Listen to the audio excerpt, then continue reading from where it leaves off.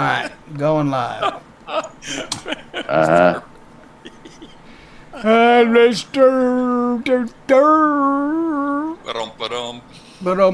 There we go. We're In, live. in 3, 2, 1. Oops. Oops. All right, folks. I think we're live. At least you said we were. Yeah, I we're doubt that. I live. don't see any. I don't Meow, see anything. meow, meow, I'm not meow, hearing meow, anything. meow, meow, meow. Okay. Says this stream is not available. Bullcrap. Reset. That's. Reset the YouTube channel if you can. Stay I on the think road you might though. have to do that. I'm refreshing myself here. Oh, and Live. it Let's is see. gone. Oh my God. We're there now. Holy shit. All right. Enough with the van. Well, crap. Enough with what, Van? Okay. All right. I saw the van going back and forth on the screen. I got the stream now. Refreshing myself here. Oh, and it is gone. Oh my God. It's time for a mega All right. gaw. We're back live from the Intimidator after a very exciting afternoon. Lots going on in the world. We got all of the modifications done in the Intimidator, plus learned some things that we weren't planning on learning, but Hey. we got an education. Racer got to live under the dash and in the dash and under the back console for a while. Couldn't quite get the lid back on with him in there, but he was pretty far in there. Yeah, I left my signature inside underneath on the top side. With graffiti paint. Yes, yes. Yeah. Racer was here. Yeah. In big red and big green John Deere color. Kilroy was here, maybe. Yeah. All right, so we are headed back to the studio after a very productive 2 weeks. We got all of the new equipment installed. We got all of the new equipment tested. We gave the Intimidator a shakedown cruise. We did find that what appears to be the float in the portable generator is stuck wide open. So when you fire up the portable generator, it squirts fuel out all over the place. But other than that, we got everything working properly, I do believe.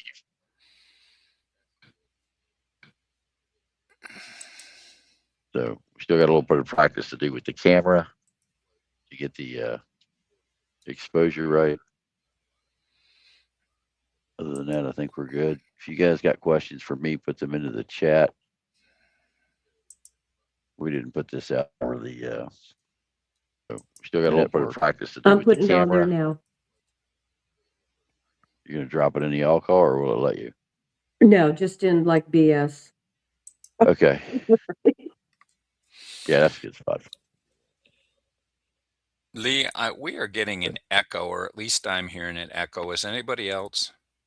Racers, stop sharing the. Yeah, I'm not sharing anything. You got the audio in on the truck radio?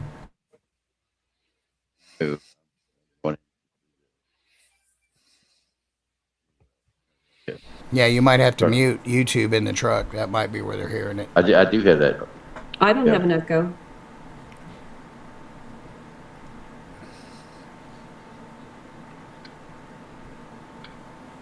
Marble, it must be your house is so big.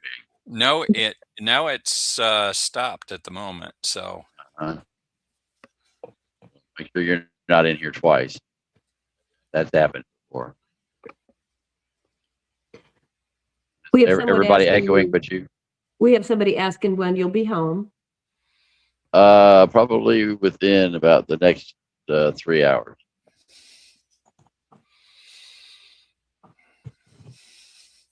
Tomorrow okay. I'll be live with Johnny. At 3 p.m. Eastern, 2 Central, correct, sir? Yeah, roger that. Do we have any questions, folks? Otherwise, I'll go ahead and ask a question. Oh, God. Yeah, he hates it when I ask him questions, guys. So you really got to get in here and ask questions. Okay.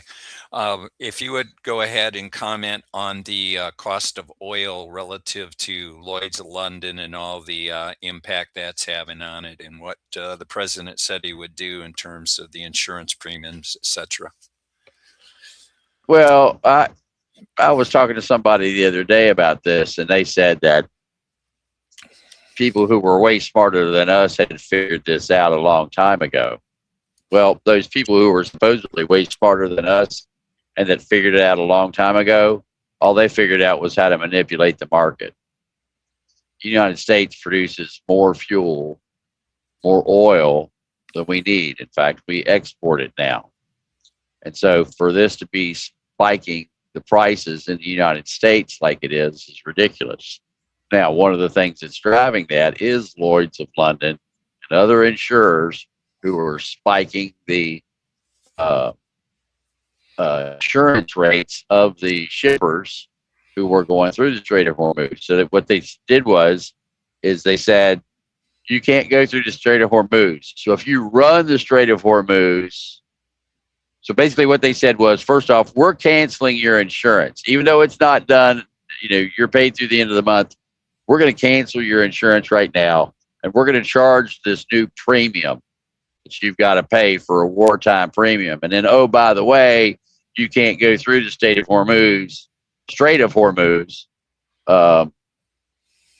even though we've got this insurance. It's that area is still closed, but you got to have this insurance to be there.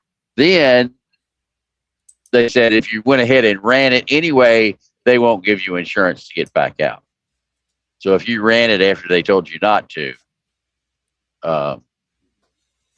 they won't give you insurance anymore. So basically, they're charging you for this ungodly insurance, and then they're telling you that you can't even go there. So we're giving you flood insurance that you have to buy, but you live on Mount Everest. So basically, they're not allowing them to get anywhere near the Strait of Hormuz, and they're charging exorbitant prices, and that's making the price go up, but still not like you're actually seeing the price go up. This whole thing is just a money racket, despite what some people may think. Okay, thank you. Does Linda, that answer your question? Yes, sir, it does. Linda, do you want to handle the question from knock 8998? I Oh, asked him to elaborate a little bit further, and he hasn't. So what he has written is scale of 1 to 10, rate the progress of the operation so far on the U.S. side. I asked him which operation, so I'm guessing Iran. Yeah. So, well, he's asking a scale of 1 to 10, rate the progress. I think the progress is a little slower that I would have wanted to have seen. I would have, they said, oh, this is going to be twice of what shock and awe was. I didn't see it. They claim that they've hit now over 4,000 targets. I've got hundreds, not 4,000 that I know of. So I've got to go through a lot of BDA when I get back on Monday. Bomb damage assessments. I got to go through a lot of BDA and see what's been hit, what's still there. Then I'm going to put together a flight over Iran. I would have, like I said, went, I think, a little harder. And I would have, I think I would have hit more missile sites than what's been hit. But that's why I'm really interested in actually the number of missiles that are coming out of Iran. And you got to understand, these things are hidden in garages, buildings, caves, tunnels. They got them hidden all over the place. So these things they're barns, you name it. They're dusting them off and firing them out of there from wherever they can. So I guess considering the amount of damage sustained by U.S. forces, I think we have a total of 6 fatalities so far. I think the Israelis have a couple of fatalities. I don't know about the other countries. There's been 12 countries hit that I know of. So if you look at how far they've come, how little retaliation we've seen, how many people have been injured or killed, and the small amount of damage, the fact that there have been no aircraft shot down by Iran. The Kuwaitis shot down 2 aircraft, I think, or maybe 3 aircraft. Somebody can correct me on that. The Kuwaitis shot down, but we shot that down with our own shit. It wasn't shot down by Russian stuff or Chinese stuff. That was shot down by American patriots. So, so we've shot down 3 of our own aircraft in friendly fire, and thank God none of those were killed. So we've been, to say that we're doing excellent is kind of an understatement, considering the number of missions that have been launched and the number of lives that have been lost. I mean, Iran has thus far only gotten 1 lucky hit in against America, and we've killed, I think, over 60 leaders in their country so far. So, I'd say we're doing 10 for 10. I don't see how we could do much better than we are. Having a conflict with no losses on your side whatsoever is extremely hard to do, especially when the enemy is firing at you. So that's where I think we're at. Do we have another one? Yes, the next question comes from Alaska, 1969, sir. I heard the type of oil we get out of the USA is harder to refine, and we have not built a refinery in the USA in over 40 years. There's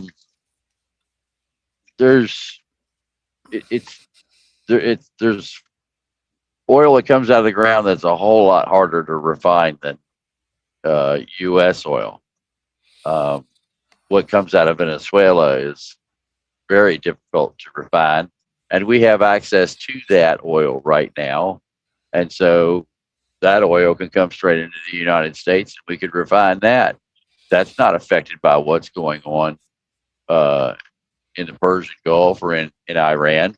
So we have a supply here in the U.S., and now we have a supply, basically an endless supply if we wanted it, out of Venezuela. So the reason for our gas prices going up are ludicrous. Next one. Okay. Charlie has a quick question followed by one by Mark McLaren. Charlie's question, he's just asking if you got some emails. I got them. I haven't had a chance to look at them. I've been working on the van constantly. I'll get to them when I get a chance. It's probably going to be Tuesday or Wednesday before I get a chance to get to them. So much stuff stacked up now. Okay. And then Mark McLaren says, if the U.S. follows up on escorting tankers through the strait, what is the likelihood of the U.S. ships taking damage from sea drones, etc.?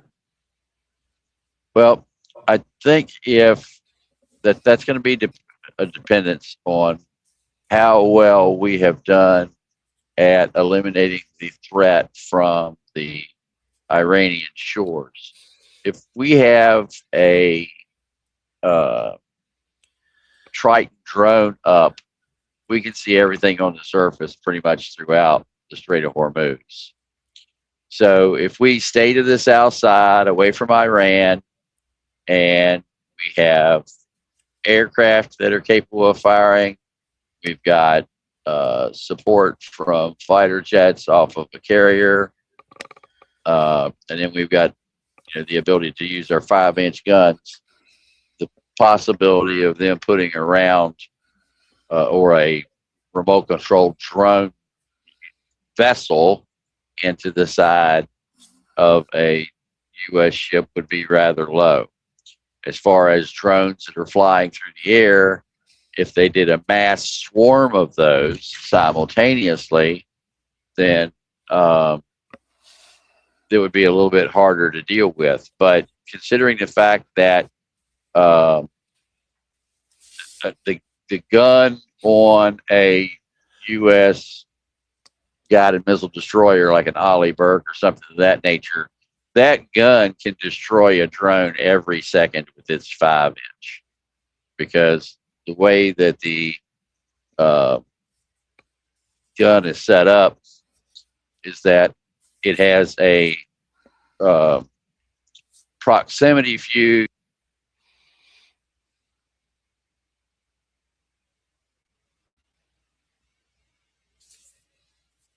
Speaking of fuses, Yeah, did we lose you, Lee? he might have dropped out for a second. Yeah, I'm thinking that's what it was. He lost his internet connection.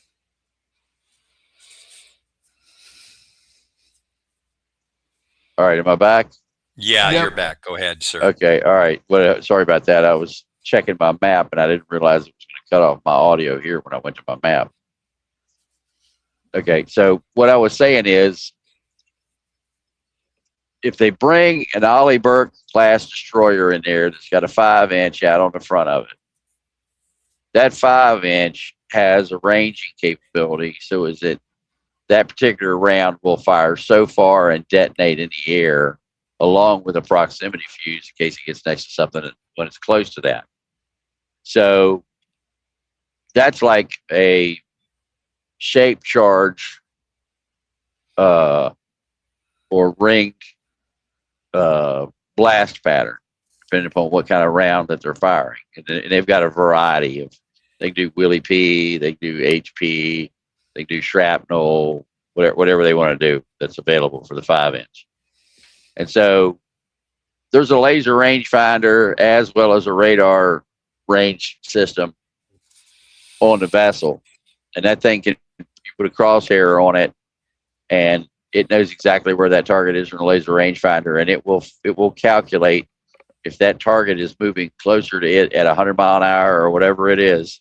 It'll calculate the fact that it's coming towards it at 100 mile an hour, and it'll detonate that round exactly when it would get right to where that aircraft or UAV is going to be. So they can use that against the surface vessels, as well as they can use that against aircraft. And that's firing 1 round per second. So, and that's good out to 5 miles. So anything that gets within 5 miles of that ship, it's going to destroy 1 of every second for 5 miles until it gets to it. So that's pretty ugly of what it could do to a drone swarm. Now, a missile, they've got counter missile batteries and so on and so forth on it to deal with those things. But I think they want to make sure that everything is pretty much destroyed before they go moving vessels in. And, you know, I would, if it were me, I would have an MQ-9 Triton flying up over the Persian Gulf 24/7. In fact, I'd have 2 of them. And then I would have at least 4 MQ-4 Global Hogs over top of Iran simultaneously for persistent surveillance. And we'll talk about all that stuff on Monday. Next one. Okay. This one is from Notabot. And by the way, an announcement for those of you who just came in. Lee will have Johnny on tomorrow at 3 Eastern and 2 Central, just as by way of reminder. Okay. This question, Lee, comes from Notabot. If Iran rushed to enrich uranium to nuclear weapons levels, do you think Israel would launch a nuclear preemptive strike on Iran's underground facilities? Not necessary. Iran can't produce anything now. They were getting nuclear technology from the Russians and were going to put their own. So basically what was happening is they were getting pieces, parts from the Russians. They were going to use their own nuclear material, and they were going to put that into the nose cone of a Chinese hypersonic munition. And that's what they wanted to deliver to the East Coast of the United States. And the U.S. got wind of the exact same thing that we put on the air, that we were seeing the Russian nuclear transports, the ones that transport the nuclear material for the Russians. We were seeing those, or nuclear weapons for the Russians. We were seeing those aircraft going into Iran. And we watched those aircraft go in for weeks. And then we saw the Chinese start flying stuff into Iran, and heard that the Chinese had sent hypersonic cruise missiles into Iran. And so we understood that the Iranians were trying to take the Russian components designs, put their fissile material into it, and place that into the head of a Chinese hypersonic missile that's capable of hitting from North Carolina north all the way up through the New England states. More than 9 states, or at least 9 states, were reachable by a cruise missile from Iran, hypersonic. And so when the U.S. found that out, well, guess what? We're going to Iran. And that's how we got there. Next question. Scott, And we told everybody this was happening. If you've been here any time at all, you know that you've heard it. How many people we got in here, by the way? We have 191 watching right now, sir. What? All right. Scott, what? Okay. Scott Rush 21 says, "Good evening, sir. A large percentage of energy that China relies on comes from the Middle East. With the flow of energy being strangled to China, what are the impacts there? And in your opinion, what is their patience timeline?" Well, China's not going to do a whole lot about it. As we all know, the Russians have been doing a special military operation in Ukraine. Excuse me a second. And that special military operation has been going on for more than 4 years. And so when Russia and China started bitching about what we're doing in Iran, Trump said it was a special combat operation. And so how do you argue with a special combat operation when you're already doing a special military operation? You can do it, I can do it. So that's been Trump's way of rubbing their nose in it. And so if China says anything, well, what are you doing about what Russia's doing? What have you done to Russia? You're still doing business with Russia. You're supporting them. What's good for the goose is good for the gander. So I don't think we're going to hear a whole lot out of the fine folks in Russia or in China. And I don't think they're going to do a whole lot about what we're doing in Iran. And I'm sure that Trump's going to go, "We'll sell you Iranian oil. How much do you want? We'll sell you the oil." So I don't think it's going to be too much of a problem for China. Plus, they've got huge reserves, and they can get it from other places if they have to. I mean, it might be a little bit of a pinch on them, but I think this is going to be all resolved pretty quick. Next. Okay, there's a couple remarks here from Mark I would like to read to you. Iran is firing less missiles at Israel, but more across the rest of the Middle East. Instead, it's the drones that are causing more problems than anything. And then he mentioned Kuwait shot down 3. And if I remember when we were talking earlier, I believe it was Dubai or shot down 2, or it was Qatar. One of the others, they shot down 2 about an hour ago. 2 missiles or 2 aircraft? 2 missiles is what. Right. So it was 3 F-15s were shot down. Yes. Is what he's talking about with Kuwait and everything else he's talking about. And right, The drones are in drone trucks. They can drive them all over the place. They've got them everywhere. So that'll be the big threat is the drones, because we know where a lot of the missiles and stuff are. They're kept in more secure locations than the drone trucks. So here's the next question for you, and then back to you, Linda. So no U.S. warships got bombed. Yeah, there were reports that like half of our ships were Right? sunk. Yeah, they're all lies. They're all lies. Every one of them's a lie.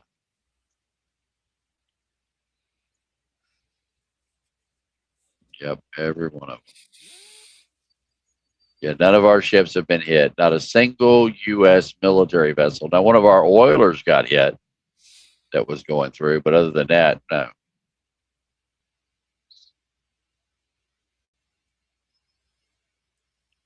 That's replaceable. How's everybody like the video?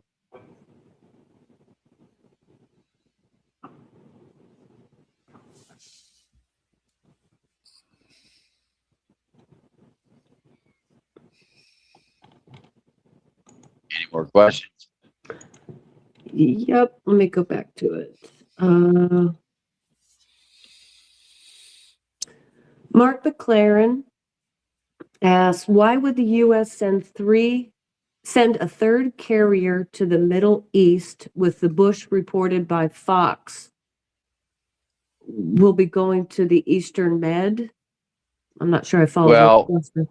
Well, yeah, we would like to release the Ford, who's on their second extension. The Ford has been at sea for almost a year. He also puts 5 carriers, 3 U.S. and a UK and a French carrier in the Middle East. No, it puts 3 carriers and some shit from the UK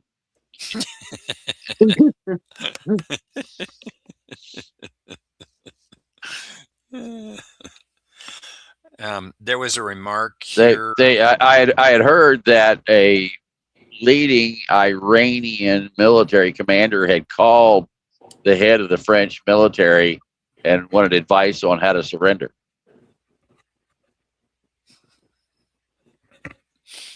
So come on now. Come on. Are you fucking kidding me? I'm gonna mute. That was good. I better mute myself, sir. Yeah, that was fucking good now. Yeah, that was good, sir. It was. All right. I did laugh. I was just trying not to laugh uncontrollably, so the poor audience didn't have to put up with it. Good Neighbor made a remark. New footage has been released showing a Tomahawk missile striking that IRGC base near the, quote, woman's school, but smoke can be seen from behind before the Tomahawk strike. I don't see us missing that. And then I think Mark had a follow-up. Well, there's also video of a missile being launched from near there, going up and coming back down and landing on a compound. So there is video of an IRGC missile firing up in the air and coming back down. But of course, it's more convenient to blame us and the. Oh yeah, absolutely. And our question is why is there an all-girls school inside of the main compound of the IRGC? That's inside the fenced-in compound.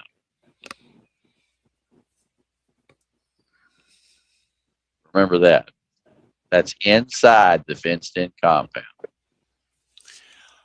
It kind of reminds me during the Gulf War, the so-called baby food factory, baby factory that got hit, and it had the signs in English out front. Right. It wasn't that very convenient. Yeah.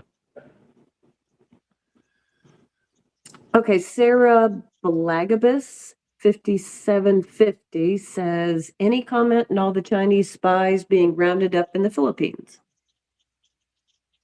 I think there's Chinese spies all over the place. And I think that just as soon as they finish rounding up all of those Chinese spies, probably twice that many will be moved in by China. China has been spending a lot of money and a lot of time and a lot of effort on infiltrating around the world, not only with spies themselves, but with software, being able to spy on you through chips, being able to spy on you through routers, through any application that comes from anybody in China, through, TikTok, through spying on you through your Tesla car, through spying on through surveillance cameras. In fact, I just saw a video the other day of a router, one of the number one selling routers on Amazon, and a guy who's a hacker was able, and it's not even his device now, a guy who's a hacker was able to go and hack into this device and show all of the other places that this router was sending packets of your information in addition to where you were trying to get it sent it. So, and not only did it do that, it looked for other Wi-Fi systems in your area to map those out and monitor them for traffic. So the router that he chose for $39 was just a Chinese spy tool. It's absolutely insane what they're doing to us. And the NSA lets them do it every day. The NSA knows this shit's going on. The CIA knows it's going on. And they've banned things like DJI drones, things of that nature. But when they're in everybody's cell phone, how are you going to stop that? Any more questions? Let's see. Your big brother said hi to you, by the way, sir. Oh, God. Yeah, he's in here. See, I guess you got to behave a little more. Yeah. This is from Mark McLaren Lee. U.S. State Department has ordered all non-essential U.S. government staff and families to leave Saudi Arabia immediately. And the next thing I see, Harlan wanted me to let you know Lockheed Martin tethered aerostat radar system at Boca Chica, Key West area. Yeah, what about it? He wanted me to tell you. Oh. I guess that it's up. I don't know.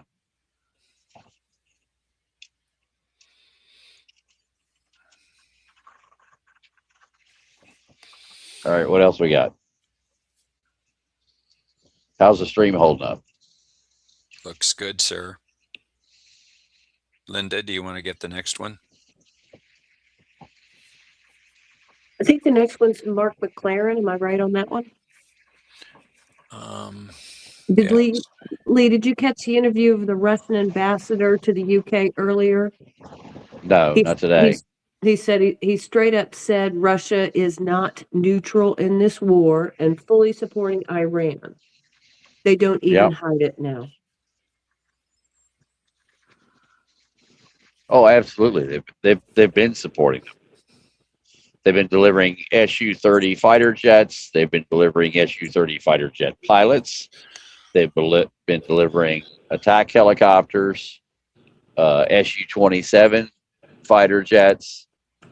In fact, the 2 drones that hit Cyprus were made in Russia, not in Iran. Imagine that.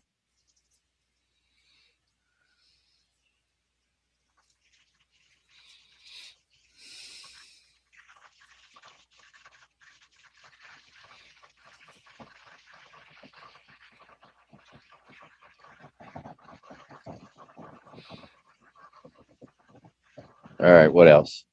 Okay, Lee Foxy Vacation has mentioned that Ford needs to go into a yard for maintenance, and they have been out there for a long time. And there is a question. They now, just so you know, the septic system on the Ford clogging up is because of the crew, not because of the system. So when when the Ford is not extended, the septic system clogs up an average of once per day. When the Ford got extended for the second time, it clogged up an average of 50 times a day for almost 2 weeks. And this is the second time that has been extended on this tour, as well as the Ford was extended on a previous tour. And when the Ford was extended on a previous tour, guess what? The moment that they got extended, they had septic system problems again. I've already done all the research down to the exact number of days that the ship has been at sea.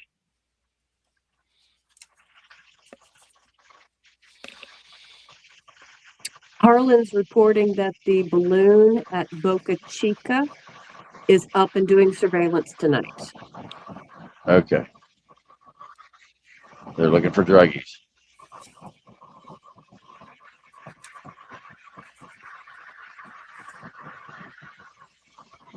All right. Anything else? I don't see anything quite yet. All right.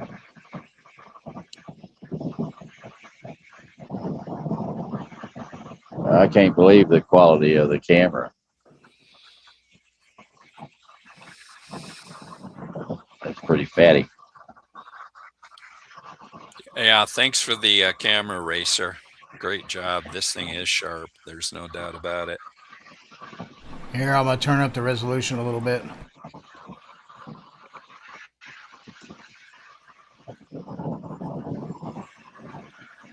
Which sharp as can be on the display. Oh, here's a question. Are you concerned about higher oil prices along with lifting some Russian oil sanctions, giving Russia extra revenue? I'm not worried about lifting sanctions. I don't think we're going to do that. But oil prices are going to continue to go up. I said a week ago that oil prices were going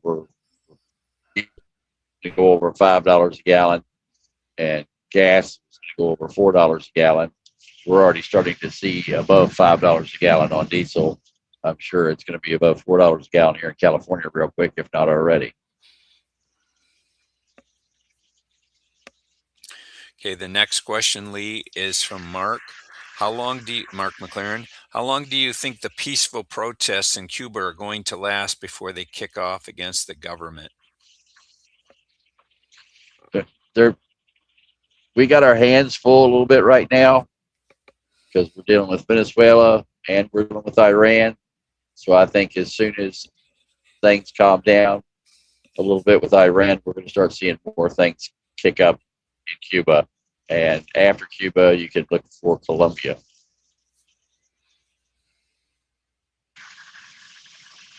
And I don't think we're done in Mexico either. And going back to the question before that, I remembered one of the members had posted on the network today that they had gotten diesel and it was up 20 cents from yesterday. So in Newark, California, for diesel today, it was $6.29. There you go. And Lee, your brother's reporting in southeastern Pennsylvania, diesel went from $3.25 to $5.73 in 3 days. Yep. And we had a tremendous price jump here in West Central Michigan as well. It jumped 60 cents a gallon overnight. Yeah, we've jumped that down here. We went from $2.69 to $3.29. Yeah, same thing here, sir. Yep. Okay, next question comes from Good Neighbor Cub. Mr. Lee, have you seen the riots/protests going on in Cuba the past 48 hours? Do you think? No, I've heard about them, but I haven't studied them. We've been working on the Intimidator. And just so everybody understands, the Intimidator was built to be able to go out anytime we want, 24 hours a day, 7 days a week, 365 days a year to cover breaking news. what we've been doing for the last 2 weeks is major improvements on the Intimidator, things that needed to be done. We needed to upgrade the camera system on the top. We needed to upgrade the communication system inside. Excuse me a second. So we had to redo the wireless system inside. We wanted to redo how the cameras came in. We had a problem with the charging system in the back that needed to be corrected. New display in the dash. And a new display in the dash, as well as a new camera on the dash that can look out, and a new camera inside that can see me inside the van while we're going down the road. So those are all things that we wanted to test and make sure they were all working properly. The generator we have, the portable generator, apparently has a float problem. So we found that while we were out. So this last 2 weeks has been a combination of doing a shakedown cruise for the Intimidator, as well as getting 3 new sites online in Florida. So, that's been the big thing that we've been trying to do for the last 2 weeks. We've been saying that we're going to build up this network and continue to do that in every way that we can. So we're going to have, in addition to the 3 sites in Florida, a new site in Alabama, a new site in Phoenix, Arizona, and another new site up in Oregon. So the KLW World News Network is continuing to grow, and we're going to continue to support that effort as much as we can. At the same time, we're going to try to provide as much news as we can. Over the last 48 hours, we've been working on the Intimidator. Also, our previous 48 hours, we were working on the Intimidator. Plus, there's been a lot of travel. So we've traveled over 3,000 miles in the last 2 weeks as well. So it's been a long and arduous trip, but we're en route back to the studio, and we're going to be back live at the studio starting late tonight and tomorrow morning. So be back to business as usual and ready to move forward on our next endeavor. But now we know that we just need to fix that generator, and then the machine, we're going to fix that generator and change the gas can that we're using, and that'll be the that's all that needs to be done on the Intimidator, other than changing out the satellite dish. But we're going to do that later because we've got it working pretty good right now, as you can see. Any other questions?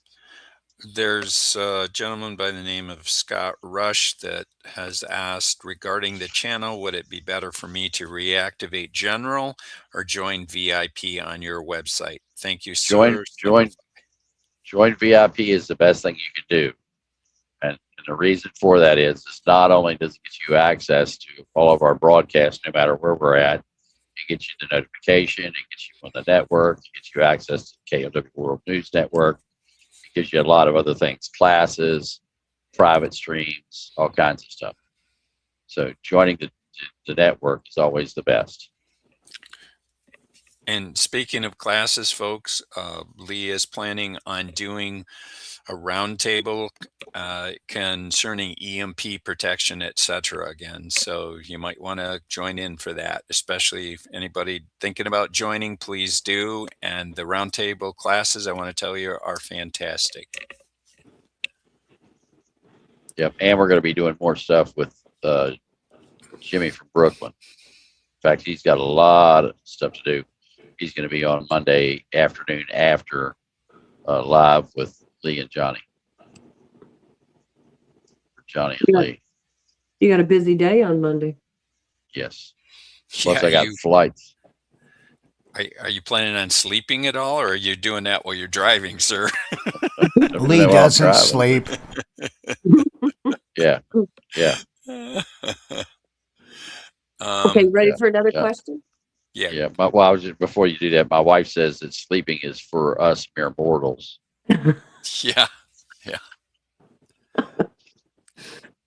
Okay. By the way, Deja Vu, no, we can't get Lee on camera right now. We're sorry. Technical difficulties. You can yell at poor Racer in the background. I didn't do it. We just didn't plug it back in. Actually, I could move the other camera around like we had it the other night. It's still sitting there. If you can pull that. Yeah, if you want to do that, but no flipping the van. Right, but I'm gonna stop please, up here and do it. please. Racer's got it perfect. Don't break it, sir. But you won't have to worry. We don't have to have an interior light now, Racer. This freaking display does it. That display is gorgeous. Woo. Yeah, but it's so bright. My God, you can see to read a newspaper in here. Lee, Foxy Vacation is saying that truck stops in California have diesel at $6.50 right now. Nice. So, yep, it's going through the roof. That's terrible. Yeah, it is. Okay, so Deja Vu Linda, has you a want to go question. next? Yep. Deja Vu's asked, says, Lee, how volatile do you think the metals market will be because of the ongoing situation in the Middle East? They're going to continue to be volatile. They're doing everything they can to suppress the price of silver. So every time silver tries to come back up, they try to knock it back down. But that's not going to continue to last because the demand is going to prove that the price needs to go up. And so we're going to see the price going up of silver and gold. And the closer we get to a significant worldwide war, the more the precious metals are going to rise. Again, they're going to try to manipulate it any way they can, but it's not going to be something that they can stop. They're going on year 6 of a deficit of silver production, and all the newer technology, all the electronics, all the solar panels, all the batteries, all that stuff uses silver. And when they quit playing games with the paper prices, the actual metal value will probably shine through at some point. But as long as JP Morgan and all these other big companies have their fingers in it, they'll keep manipulating it. Yeah. Oh, would you looky there? There's the same cop that pulled me over the last time I went through here. He's probably waving at you now. Make sure you walk by him and do one of them drive-bys, Yeah. Yeah. There you go. Hashtag and drive-by. To what Racer just said, folks, remember all of our munitions and the like, that all needs silver as well. So silver is in extremely high demand. And by the way, Mexico is one of the biggest refiners of silver, and they are maxed out. They have no more capacity. So as Lee was saying, they can only manipulate this price for so long. The next question here, Lee, is how active? Nope, that wasn't the one. I got to go back up just a second. I missed one. I was asking about. Oh, here it is. Lee, thoughts on homeland terror threats and Islam infiltration? Semper Fi. There's tons of Islam. Damn, dude, you almost hit me. Did you see that? Yeah, I did. I got it covered up so I can put your camera on when you're ready. Yeah. Do you want to make it? You go into the camera and switch it over to color.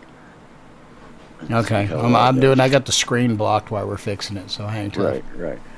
But, and I gotta.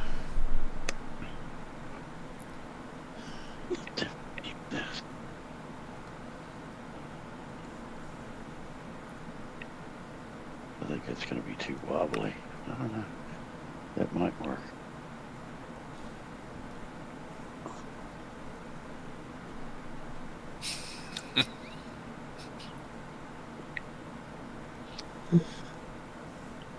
What are you giggling at? Oh, I'm giggling at what Claude put in here. He said some jerk has got Lee locked in. Racer has the newsman up in front of there, so that's what I'm giggling about. Good evening, Claude. Good evening. I'll be with you in just a second, folks. I'm just getting this dialed in. Stand by. Can you switch it to color? Yeah, give me just a second. I'm working on it there. Come on, you know I'm limited to 24 things at once, Lee. I know that.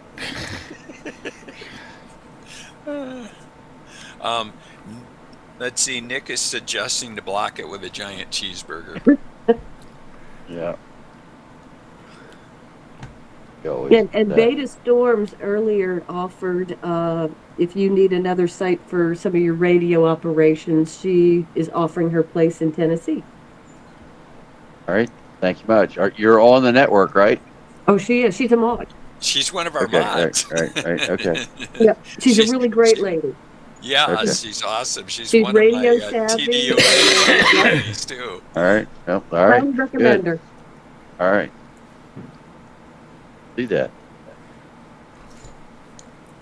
We want to put a site in every state. I'd prefer to have 2 sites. Yes, that's our preference, folks. Ah, there he is. There's our fearless leader. Hey. Oh my God. Yeah, you can. All right, Racer, can you put the? Well, I don't know how you got there. You put the road map down at the bottom and then put me up there next to the other map. Okay, stand by. I'm working on it, folks.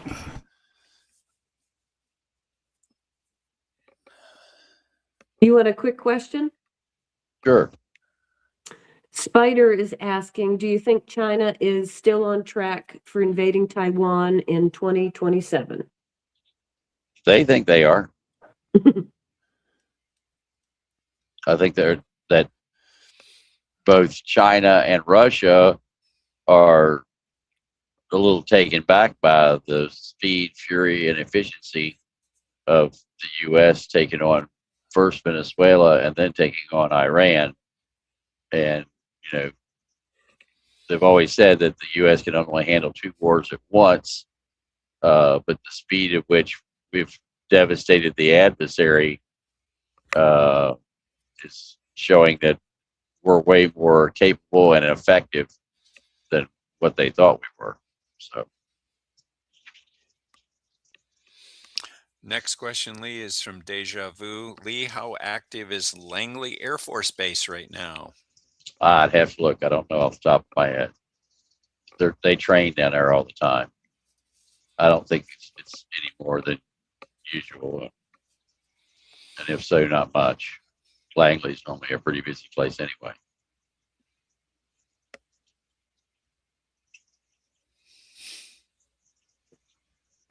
I don't see any more questions at the moment. Well, there is one kind of question here. Why are so many YouTubers so willing to put out negative propaganda against the U.S.? I think the answer is obvious. Go ahead, Lee. Stupidity. Yeah, It's stupidity. it's pure stupidity. There's and you know, some of them are paid. You know, you've got Scott Ritter, you've got Colonel McGregor, you've got that stupid fucker Tucker, you've got all of the guys who were part of that outfit being paid by the Russians, Nexus Media, all those guys on Rumble. You got all the guys on Kick. There's just all kinds of organizations that are paying directly from the Kremlin or through RT to put out propaganda against the United States. Scott Ritter gets off on it because he gets to go to the Russian embassy and drink vodka. And most likely when he's in Russia, he plays with little girls. So, you know, at least his record shows that he has twice. Not necessarily in Russia. I think he'd play with little girls any opportunity he had. Other questions? I think we're caught up. That light's pretty bright, isn't it, Racer? Oh yeah, it's plenty lit. Got you plenty lit up. Could even see the machine behind you. Yeah. So that's why I say I got to turn that thing down. All right. We are caught up. Okay. Is that the way you wanted the layout, Lee, with that picture up there like that? Yeah. Yep. And the map. Just like that. Exactly. Then when we go storm chasing, it'll be like that with the front one, and then we can switch to the side cameras as we see the storms. That, by the way, folks, that's another thing we're going to do is we're going to start. We disabled the dimmer because it causes havoc between the vehicle already had dimmer issues, so we're going to let them use the manual dimmer. Yep. But we're going to start doing some storm chasing. And we have a new GPS coming. So is that our rig with the GPS? Racer, do you want to explain what Windows did to us? Yeah, well, it's real simple. What it is that since Windows wants to control everything, even on Windows 10, it's still they keep pumping out updates for Windows 10, even though they say they're not, but they're forcing it to become broken, so they'll force you onto Windows 11, but that's not going to happen. We'll go to Linux first. But what's basically happening is every time he plugs in the GPS and we get it set up correctly, the first time Windows updates or reboots, it goes, oh, this is a new device. This is not a COM port. This is a sensor. So it tries to run it through the sensor software that works within Windows for data management, and it completely ruins the effect. So the super nice GPS unit that we did have only works for about 10 minutes until the next reboot. So the newer one that we're getting is a guaranteed COM port that does not use the same sensor type language that Windows wants to interpret for its own behalf, so it can track you also. So, but yeah, the new GPS unit should work a whole lot better than this last one. The last one was perfect and exact, but that's the problem. Windows wants to log your data straight off that, and it blocks your machine from being able to use it. But you can be sure Windows Telemetry is using it to send it back to Microsoft for directed advertisements. Yeah, gotta love it. Easy. Racer did turn off updates. It blew by him turning that. Yeah, it went by it. Yep. Yeah, we'll probably move to Pop OS in the truck since it works well with the NVIDIA cards that are on the Intimidator's computer. Yeah, Pop OS is great. Lee, Mark McLaren has posted the following, if I may read it. Iran done a drone attack on the Bahrain island of Sitra this evening, has wounded 32 civilians. Wow. Additionally, sir, there's They're going to have everybody. They're going to have everybody in the region ready to kick their ass before it's all over with. Exactly. We've got several people commenting about the severe weather going on here in the upper Midwest, and Lee's remark is going to be the same as always. Welcome to the grand solar minimum. Lee, I think you got to make a song for that. You really do. Yeah. Okay, Lee. Howard Sutton says, what's your opinion on the 30,000 plus Iranian terrorists in the USA? They're pissed. And I'm not worried about just the Iranian terrorists. I'm worried about the more than 5,000 terrorists that are in the United States. Excuse me, 5 million terrorists, not 30,000. There's over 5 million terrorists in the United States. Right. I guess that's one thing we can be thankful for, is that terrorists in our country wouldn't waste the time to vote. Right. Oh, they do. They vote for people like Omar.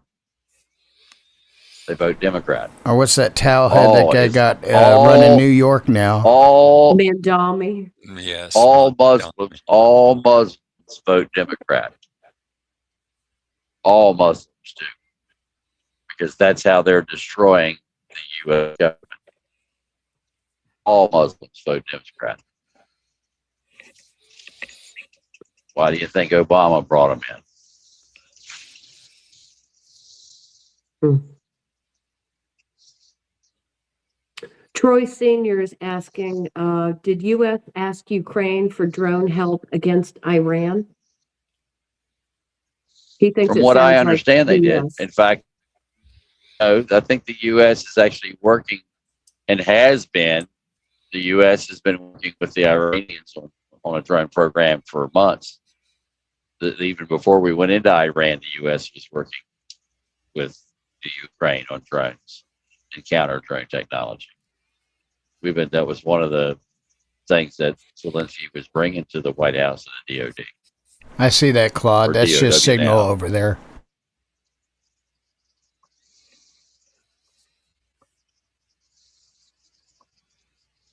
Did you shift your camera or did it fall?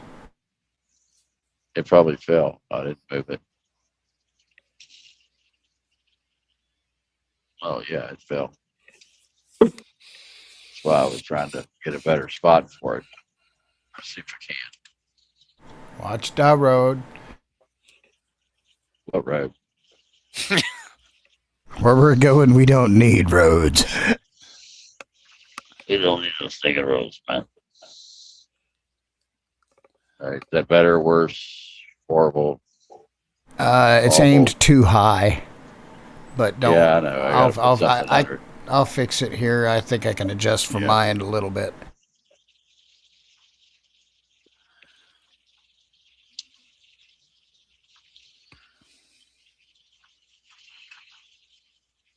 Or you can just cut off mine. Meantime.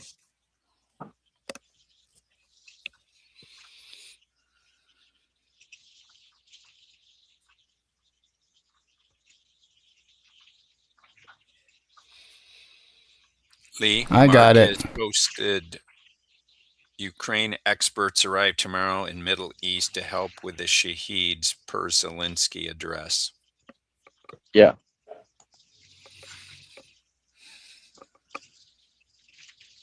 Lee was lining up on that center line. Yeah. Well, the That's road's got those groove things I was telling you about. The wheels are down the road and it rocks the truck back and forth. Oh yeah, I know exactly what you're talking Yeah. about. Yeah. Mark just asked you, Lee, have you had heard about the meteor over Germany that damaged roofs and buildings earlier? Nope, hadn't heard about that yet. Okay. Linda, do you want to get this next question here or comment? Which one? No, I guess don't worry about it. No. Nope, don't worry about that. Nope. Okay, and Mark posted crude is now over 116 a barrel. Yep. Oh, we could see 150.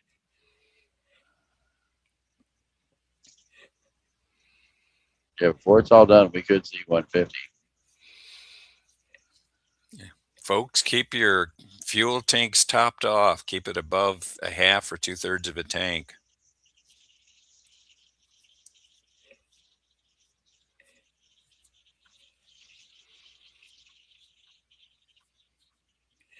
Any more questions, folks? You got a captive audience right now with Lee. How many we got in here? What do we 209. All right. All right. No other questions? Not yet. You can sing us a lullaby, Linda. No, thank you.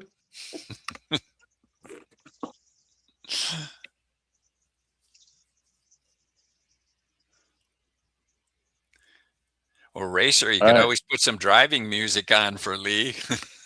No, you Not can't on do that YouTube. YouTube will Yeah, throw that's it. right. YouTube That's will right. drop We're a on YouTube. kidney. You'll get hit in 8 seconds flat. Yeah. You say drop a kidney? Yeah. Yeah. That's good. Nick just posted All a right. question for you, Lee. Okay. Iran unrelated question. With the fast expansion of AI, at what point would you be terrified of it? Now, I'm terrified of the fact that people actually think it's intelligent. I'm terrified of the fact that the people who write it are so skewed in their beliefs and they're injecting that into the software. the fact that the military and corporations are depending on a software that hallucinates. I mean, when you're talking about operating critical infrastructure, you can't have something that hallucinates. The fact that I've been spending months trying to write different protocols for AI, and that the controls that the creators have over it are so tight that even the written protocol into the AI, their protocols will overrule my written protocols, even though none of my protocols break their rules. So imagine that everything I'm asking for is within their rules, and they still won't let me do it.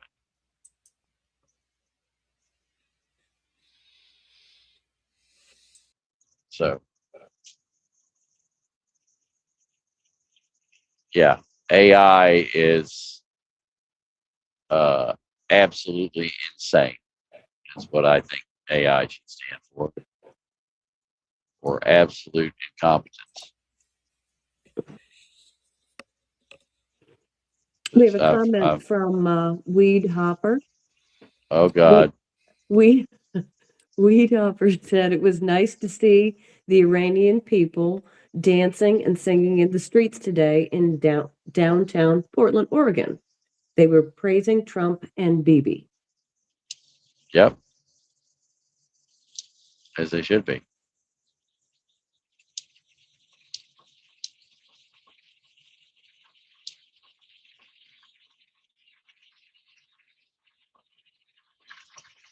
All right. Any others? Well, Chameleon still wants to know about the woodchuck. How much wood? We're going to chuck them out. We're going to check them out. How much wood could a woodchuck chuck if a woodchuck could chuck wood? Exactly. Okay, we have another question that just popped up. Lee, I want to retry a poorly worded question from last night. Lee mentioned that China might attack South Korea, Japan, etc. Does he think they'll attack the U.S. at the same time? And would No. the EMP be the indicator? No, I don't think they'll attack the United States at the same time. I think they will get everything they want over there, and then I think that will come after that. I think that the Chinese already have a plan to take out the United States. I think by taking out our grid and taking out the DNS servers, that they can black out the United States and do it successfully. They may not even have to use an EMP weapon. Because look at it this way. Racer, Yep. I turned off all of the DNS. If I turned off all of the servers for the internet in the United States, for the satellite, for the GPS, and for every organization based in the United States, that would kill the internet and kill all the communications to all of the power grid, which would take the power grid offline nationwide. Yeah, because nothing on the internet that communicates through a network or a TCP connection could find each other. So it'd be like a bunch of people screaming at a room with nobody directed. It would be complete havoc. With that, right, we would lose grid immediately. No credit cards, water pumping systems, no sewage systems, no GPS, no TV, no internet. Just think of how many things no are cell phone. Just think of how many things are interconnected right now and connect through the internet or using network type protocols. Everything does. If you were to eliminate the database that controls all the addressing, yeah, none of it works. It's all trash. Paperweight city. Oh, in addition to that, folks, somebody had asked you yesterday, I believe it was, about satellites. And Lee and I were talking about this earlier. Satellites are going to do you absolutely no good, whether they are from, Elon Musk or whether they're from some of the other providers. They're no help to you. So don't depend on those either.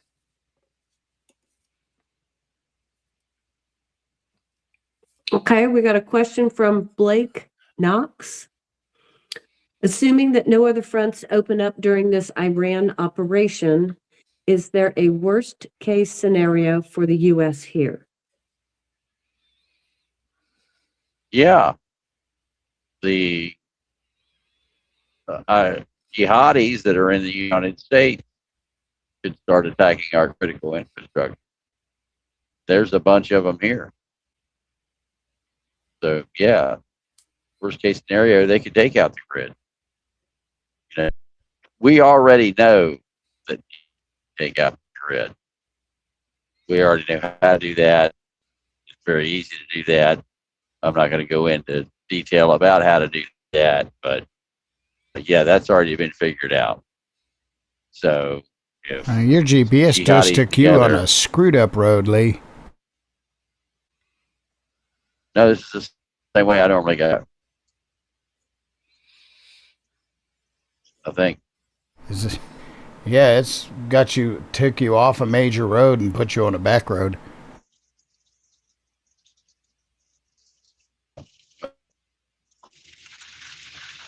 I think this is the way it takes me over to the other highway. That road right there is going to take you straight into Palestine through the woods. Is that going through Alto? Yeah. I thought I already went through Alton. Maybe not.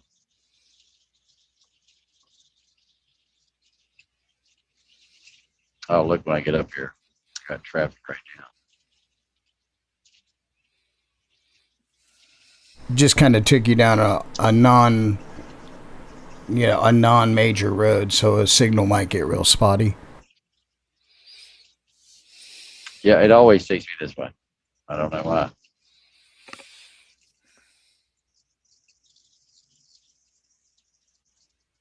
All right. Any other questions? Yeah, we've got several more questions that have come in, Lee. Next one is from Mark McLaren. Any reason as to why Turkey has been sending a drone further into the Black Sea doing loops?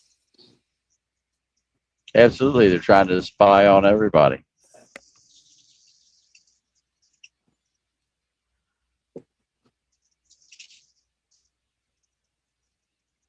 Okay, Rhonda has a question. Could Elon do something with his Starlink?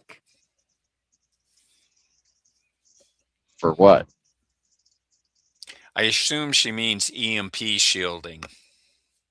Oh, no, it's not protected at all. Starlink is zero protection. And Rhonda, there's nothing that can be done to the satellites that are already up there. They would have to replace those satellites with hardened systems, and he's not going to spend that kind of money. No. And then Beta is asking reference EMPs. Is there a way to shield your outside utility meter? She has one of those that are digital. No, not as long No. as there's wires hooked up to it. Anything with a wire going to it, the wire turns into an antenna that feeds the EMP directly into the device. Yeah, the best thing you would be able to do, it wouldn't matter, because when the EMP comes, it's going to take the grid out, so you protect your smart meter. Because there's not going to be a grid, so smart meter is going to be irrelevant. She needs to have a backup power system and protect the equipment she's got. So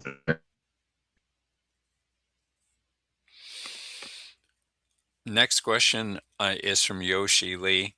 If they are in the U.S., why haven't they attacked yet? What are they waiting for? a bigger plan. Lee, you're breaking up quite badly. I said, I think they have a bigger plan, a better plan. I think they have a grand plan like 9/11. Am I still in here? Yeah, you're getting a little choppy, but Hello? you're still here, Lee. Did you hear that I said I think they have a bigger plan? Yes, we heard that part. Yeah, I think they have a 9/11 event. Okay.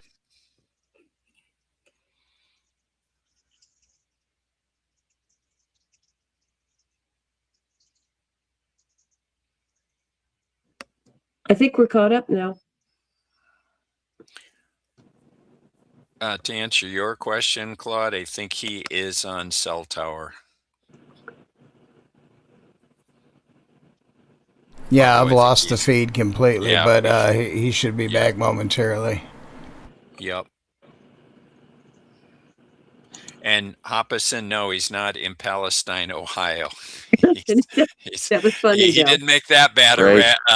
a wrong turn.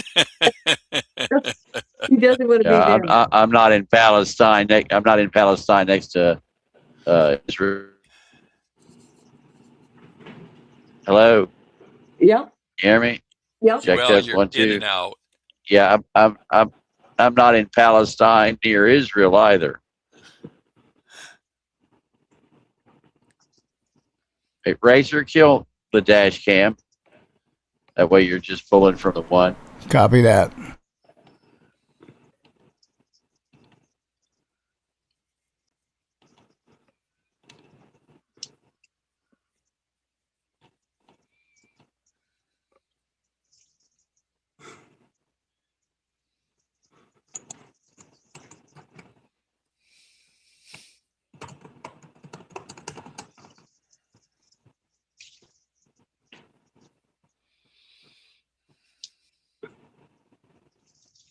Howard Sutton thinks that something might happen on Easter. Just feels suspicious.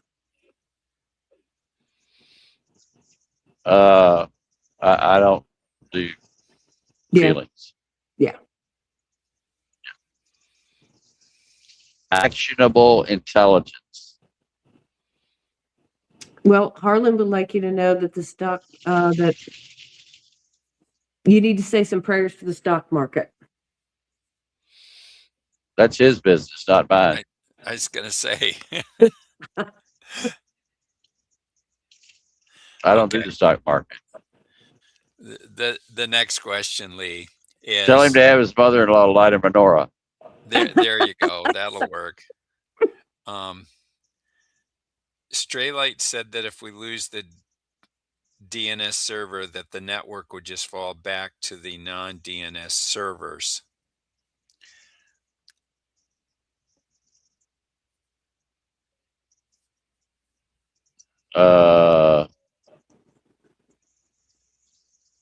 Racer? Yeah, I mean, it depends on which particular DNS server they were to hit. But if they hit the ones that hold the primary addresses for the larger portions of the internet, and They don't have to hit them. They already own the control. Look up who controls the DNS servers of the world. Search, put it in Google Earth. Who controls the DNS? well, they're of the saying world? non-United States DNS servers. Yeah, but if they're going to go through the trouble of knocking down the U.S. one, you can guarantee they're going to knock down all the third world countries that don't have the protection like we do on our systems. Correct. And folks, as Lee First alluded to rule of earlier, warfare: shut off communications. the our power grid and our water systems, et cetera, they're already inside of those. Those were never designed from scratch to be hooked up to the internet, so there weren't protections built into those systems. They are very easy to attack, and they actually about a year ago attacked several wastewater treatment plant in Pittsburgh, Pennsylvania. I have some friends that live there, so they're already inside all of these systems.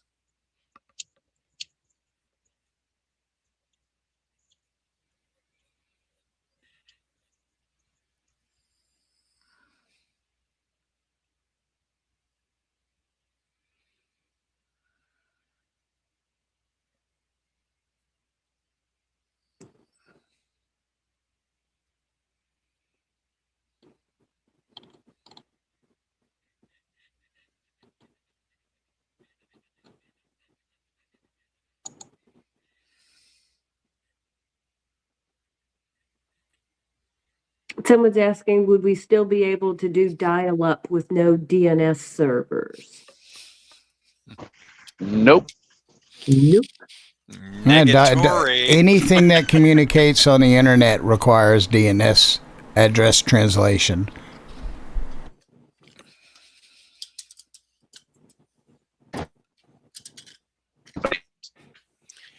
Folks, it's like taking a letter to Try the to get back post office addressed to Lee and just say, send this to Lee. They don't know where Lee lives. Yeah, his signal's going to get really rough right here in Palestine. Y'all got to bear with it. He's going into the boondocks here. Love the graphics. Out Razor. in the Down in the Out in boondocks. That's the right. Well, when I'm driving to Palestine, I got to use my CB radio because my cell phone don't sing to me no more.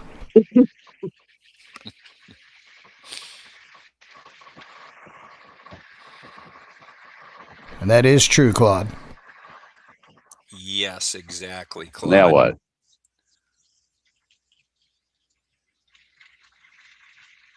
Now what? Personal servers on your own personal network would be fine, as long as you have a router on your personal network that can do addressing within your network, your systems would stay up as long as EMP didn't take them out. But when you go to talk through the internet from your IP address on the WAN, which is the wide area network of the internet, it wouldn't be able to find anything else if it can't get address resolution.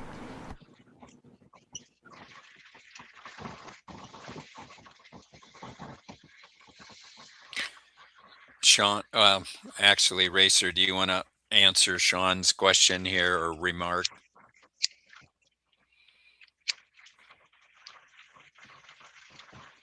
Yes, that would work, true, but you got to remember the infrastructure that handles all the switches and the traffic, your massive switch stations that regulate traffic without DNS. Yes, you could get it directly from an IP address to an IP address, but if the supporting structure between those two networks can't communicate, then having the exact IP address wouldn't do any good if that particular server can't talk to another server because it has no idea where it is or it hasn't been given a number from the network or an address from the network. But yeah, it's debatable. I mean, some things would work. It just all depends, but that's a whole crazy thing about EMP. It's never happened, so we never really know exactly what it'll do. Well, actually, it has happened, and we know it destroys everything. I mean, the Russians EMP themselves. Hell, when we did the Bikini Atoll and fired off one out there, the EMP was so great, it melted the filaments in lights in Hawaii. It was over 850 miles away. I think they were asking very specifically about the DNS servers. And again, like Racer said, you could, on a limited basis, you could connect to things if you had the IP address. The problem is once you go out of area, you're going to have a very difficult time trying to figure out where things are supposed to go. No. The moment you leave your network and go into somebody else's, you're done. So the moment you try to connect with GTE, imagine all of the carriers between you and who you're trying to talk to, and none of them know anything about any of the other ones. Exactly. You're not going to get there from here. Exactly. If it ain't yours, you're not talking on it. And by the way, you're the one that's got to make the link between the two, because they ain't gonna. Yes, you can send text and video over ham radio. That's amateur television. But yes, you could send data over ham radio. That does work. It's called slow scan TV. It's been around for a very long time. Yep, very long time.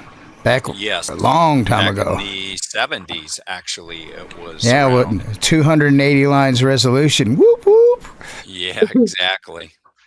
No, what I was referring to. So if you want to see what it looks like,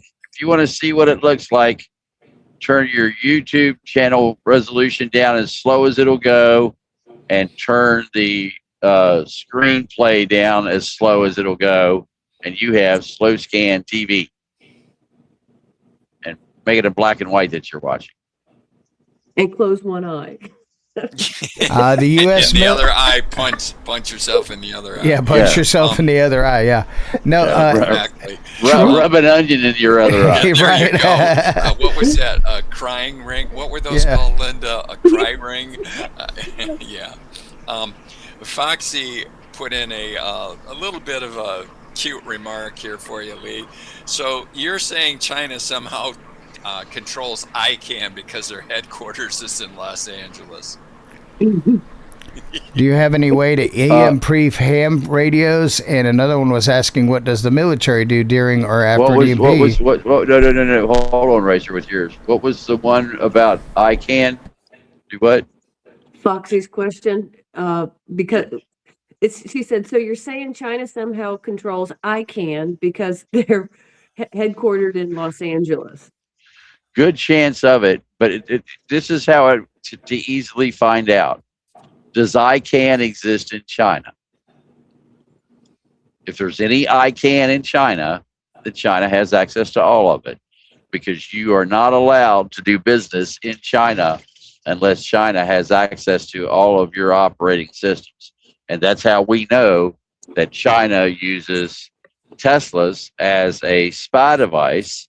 And we know that they know the potential of that spy device because China has banned Teslas in parts of China. There are cities and regions that you can't drive or own or possess or haul a Tesla. Right. Because China knows the intelligence gathering capability of a Tesla. In fact, China learned from Tesla on how to manipulate and steal information from Americans. Right. It's absolutely insane. The systems, the softwares, and the apps that they require you to operate so they can monitor you. China is so far up our ass, we can taste them. Right. Foxy did put a follow-up remark. There is a Beijing office. Merry Christmas. Hey, can I say something real quick? Surprise! Can I get in there or am I Floor's out? yours, Racer. Okay. Shut up. I don't know. I just wanted to put something out. If you're curious what type of things China can do, considering how much of the electronics and stuff that we depend on every day, there is a movie. It's a B-rate movie, but there's a movie called Dragon Day. Watch it. It will explain the whole thing, and it has a great theory of their control over electronic devices. But the name of the movie is Dragon Day. Trust me, it will be an Send me a eye-opener. link. Okay, Send me a link to it, Race. will do. We got a couple questions on EMPs. One of them Copy comes that, from, Laramie. One of them comes from Mandrax. How would an EMP affect satellite communication? There isn't any. Yeah, goodbye. They can't talk to the ground. Yeah. Yeah, Okay. and they won't be able to talk to each other either. EMPs are not good for spacecraft. In fact, EMPs are detrimental to all forms of radio communications. In Yep. fact, after an EMP, you probably won't be able to even talk on a any kind of radio for 3 days. And that's because of the reverberation that EMP. What you have to understand is the Earth has a Yes, Harlan. electromagnetic field around it. And that electromagnetic field undulates with the sun's pressure, the energy that the sun is putting off. And so the energy that's coming out through the sun's heliosphere is hitting the Earth. And when we have solar storms, it pushes that electromagnetic field back. It's kind of like if you had a flare and you were holding out the window, as you speed up, which is representing the speed of the sun's energy, that flare would flicker and you would have a trail coming off of it. And that trail would be reminiscent of the electromagnetic field that's streaming back behind the Earth from the energy of the sun's solar radiation. when an EMP is detonated inside of that, it makes that entire electromagnetic field resonate like a bell. And it's like waves slapping back and forth inside of a pool. So even though the EMP is well over, the shock to the electromagnetic field of the Earth will resonate for up to 8 months after that detonation. That's And so amazing. you will still be able to see. We'll look at the mass of how big the Earth is, and so that wave just reverberates and continues to do that, and will disrupt communications for that 8 months. But to be able to communicate for the first 3 days after an EMP, forget it unless you're almost looking at them. Anything that's over the horizon, that's going to be absolutely nuts. Whatever it is, you may be able to communicate with somebody for a second or a minute or something like that, but much beyond that, I doubt it, because the entire Earth's electromagnetic field, and we found that out when we set off the stuff at Bikini. It messed with our communications in the military. Well, So it was piggybacking off of that, Troy asked, what does the U.S. military do during and after an EMP? during the EMP, they are shitting. After the EMP, they are trying to get their shit together. The biggest problem with the U.S. military is the fact that the U.S. military doesn't understand Russian military doctrine. They don't understand the fact that the Russians plan on using an EMP type weapon first. They use that as first strike capability. The U.S. military is so dependent upon civilian vehicles and civilian contractors that in the event of an EMP, they don't even have the vehicles to drive to even go anywhere, nor do they have the ability to get the fuel to them, because there's so many vehicles that are not EMP proof.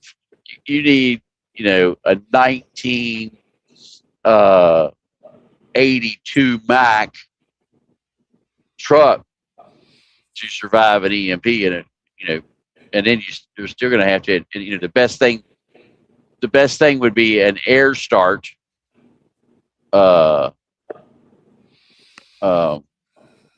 diesel truck with all analog gauges, and you don't need electricity. Well, didn't the military say they were going to do some kind of deadline by October to get themselves EMP protected? Whatever happened with that? That ain't ever happening. I did a briefing for the Texas EMP Commission. I did it at the joint base in San Antonio with the colonel. And he was telling me about how they were going to take my system on base, and then they were connecting that to the grid, and they were telling us how they had spent all this money to protect the system between them and the power generation plant. So after the EMP, everything was going to be just fine. And I was like, well, there's just a couple small problems. So you're not going to respond anywhere, because the Ford pickup trucks you got sitting out there are not EMP protected, so they are not going to start and run. Let's say by the grace of God, every single one of them does. Now, what gas station are you going to go to with your credit card and get gas? What gas station is going to be open? What Buc-ee's are you going to be able to get your lunch from? And if there is a Buc-ee's open, thank God they had a generator and they survived. Their Buc-ee's is open. That credit card that you've got, that Impact card or that that Exxon gas card you've got, Exxon from Nixon. Some people know that story. Buy physical gold and silver. Yeah. So you've got all that. So they're going to be able to get gas and get some Bucky burgers and head on down the road out to their deployment area. How are they communicating with you? There's no cell towers.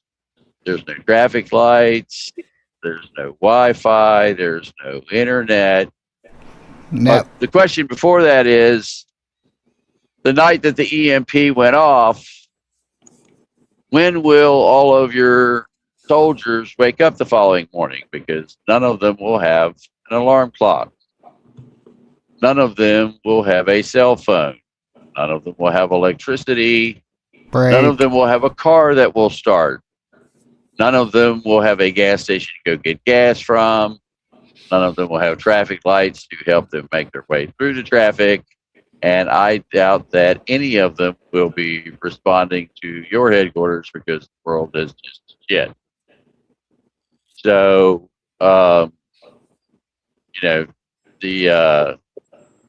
there's going to be problems with trying to get your deployed anywhere. Now, as far as that big, bad, wonderful power generation plant that's been connected to your military base, we just got one question about that. Can you explain to us exactly where the fuel is coming from to what was that, Lee? I wasn't sure if that was the right one I was supposed to turn on. So I didn't want to go down the on ramp. Yeah, that was confusing as hell. Yeah, well, I wanted to make sure that I was on the right one. Were you trying to go north on 287? I guess that's what I was trying to do, but this is where I was talking about. I need to get new headlights on this thing. And I'm not paying attention to where I'm at. It just came right up on me. But on one of these roads, there's an off ramp and an on ramp side by side. And I wanted to make sure that I was not trying to turn down the on ramp. No, we're just looking out for you. Yeah, you But have to this go is- back and yeah, make that yeah. right. Right. I got it. Yeah.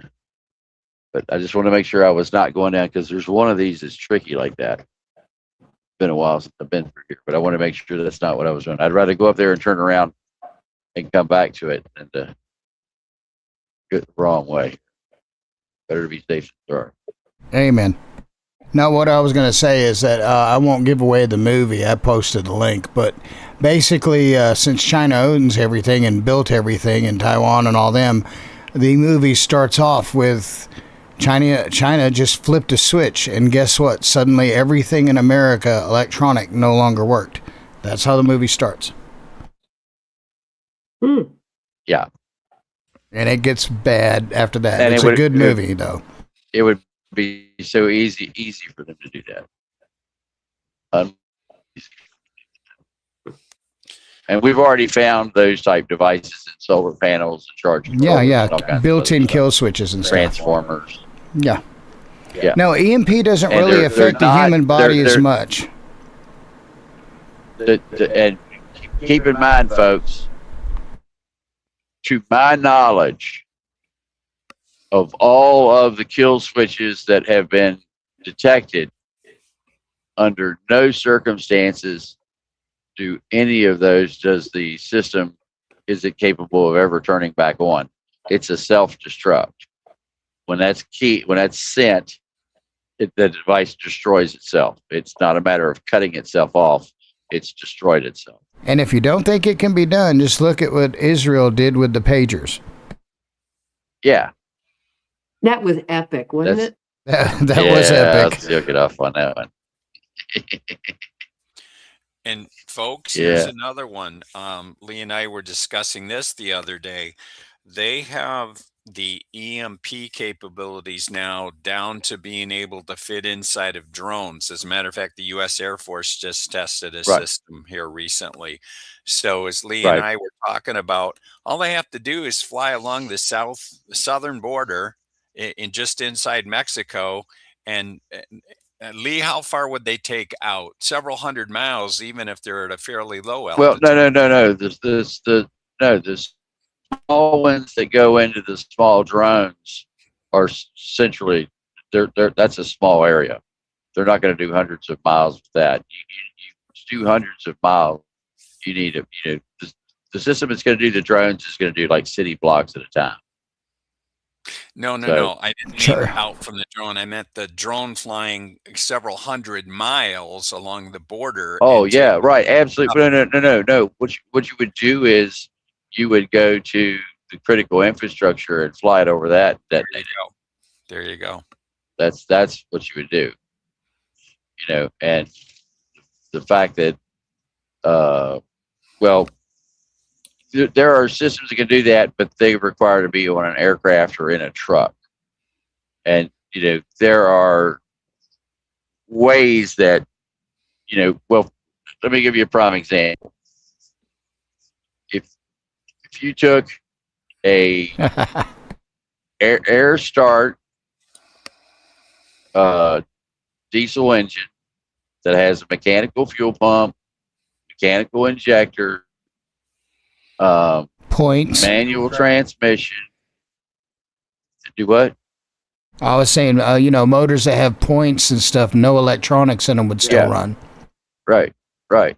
So a diesel engine, air start. You had a good air system on it, and you had a large fuel tank on that, very large fuel tank on that truck, multiple saddle tanks.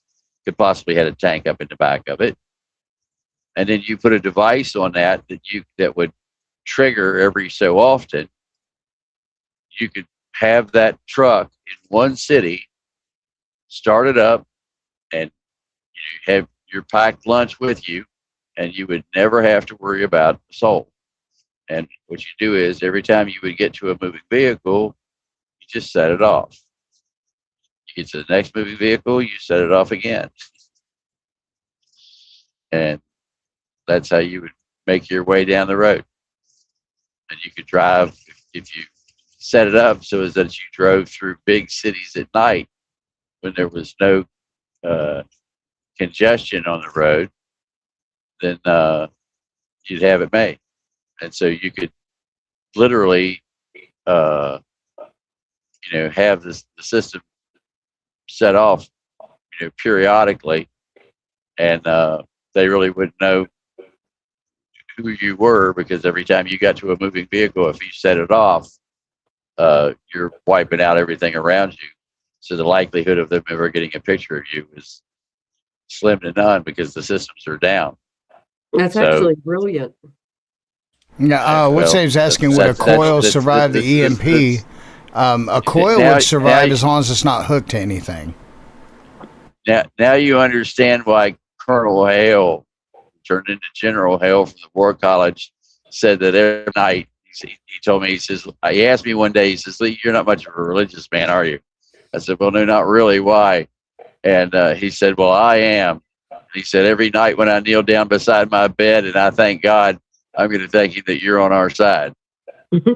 So I told him he didn't have to worry about that. I've always been on our side and always will be on our side. But Lee?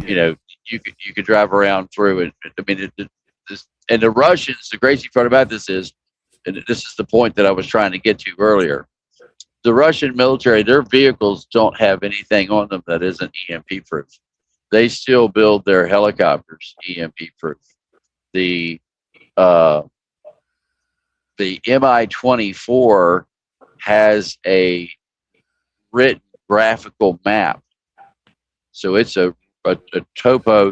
You remember in high school where they had the overhead projector, and you would twist the crank and it would pull the screen across. And that's what you projected out through the overhead. Russian military helicopters have a strip map like that of the mission that they're going to take. They load it into the helicopters, and they use ground reference, and they can reset their points. So they fly from point to point, and they use inertial navigation, airspeed indicator, heading, altitude, and gyros to calculate where the helicopter is, and they establish that all along the course so that they're never more than 10% off of what the map says that they are. And that's how they operate. They don't need GPS. They don't need GLONASS. And that's how they do their maps. And they can have multiple maps with them. They can load them, do whatever they want to do for whatever mission they're going to do. So that system's been around for 60 years. So Next lead question. back to our scenario. If, like you and I were talking about, you could have 100, let's say, of these bad guys going to different large cities around the country simultaneously, just driving around with their truck and activating this system at key infrastructure points. Right. Break. Okay. Okay, well, what I was going to jump in and say is I was going to try to offer a very layman's explanation of what an EMP does. Picture this. Picture you're out in the water on the beach, and a big wave comes by and knocks you down.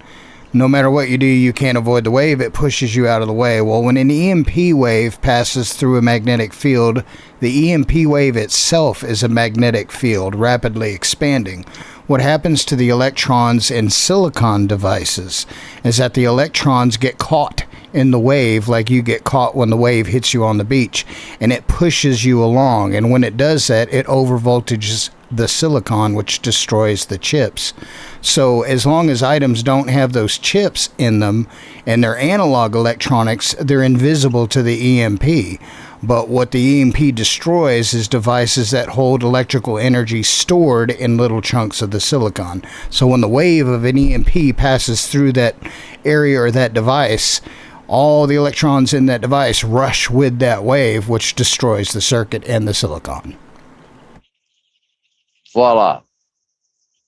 And now you know the rest of the story. And knowing is half the battle.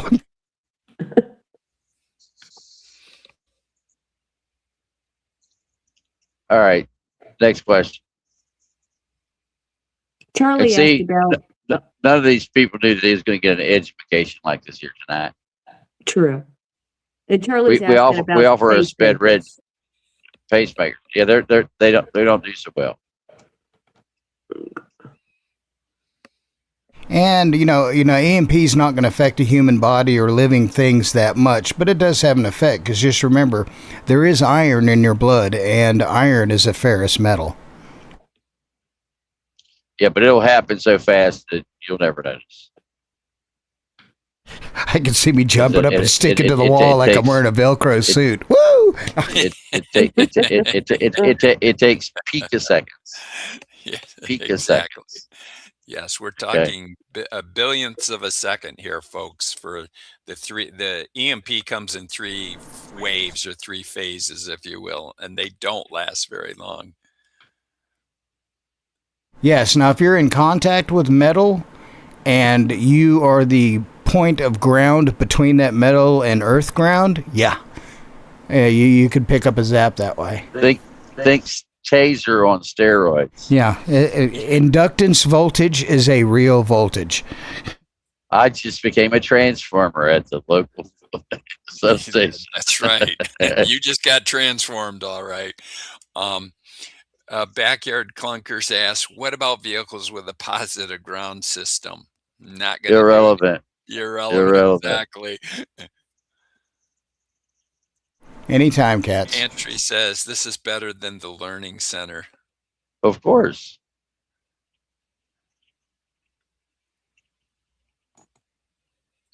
Yep, we get you educated. Real news. The truth. All right. What else? What is the hypotenuse of an isosceles triangle? Hey, Brock. That's just mean, Racer. I At midnight. I'm sorry.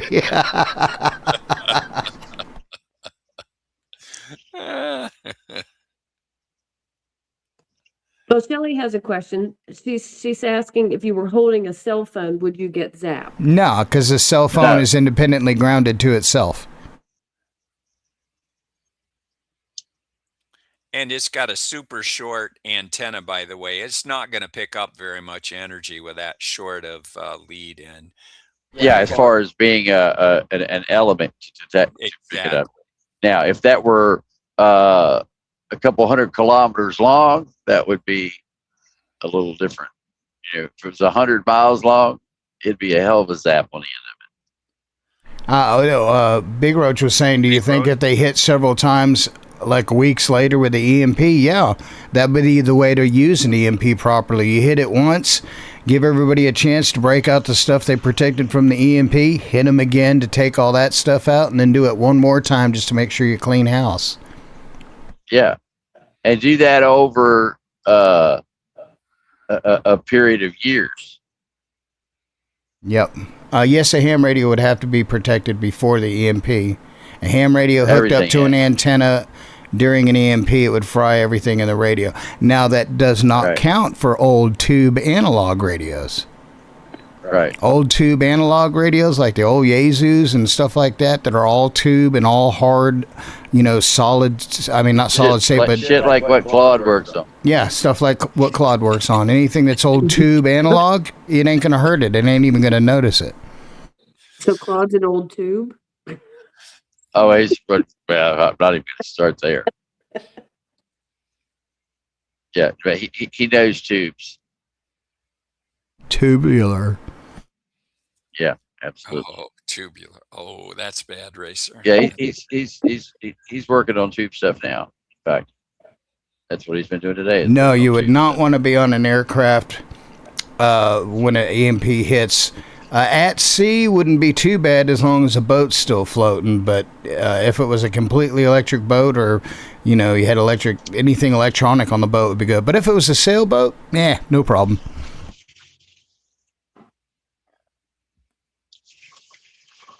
Well, that's why we had a DC motor on electric blue. And that's why we were 36 volt on electric blue. Because you can get away with 36 volts Yes, one. without battery management.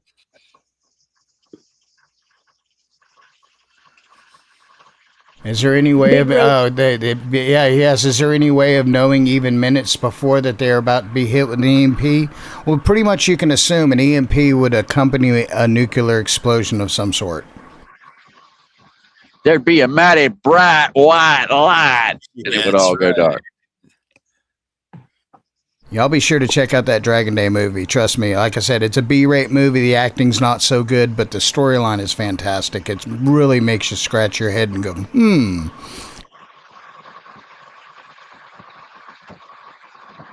Betty Storm says she speaks fluent Valley Girl.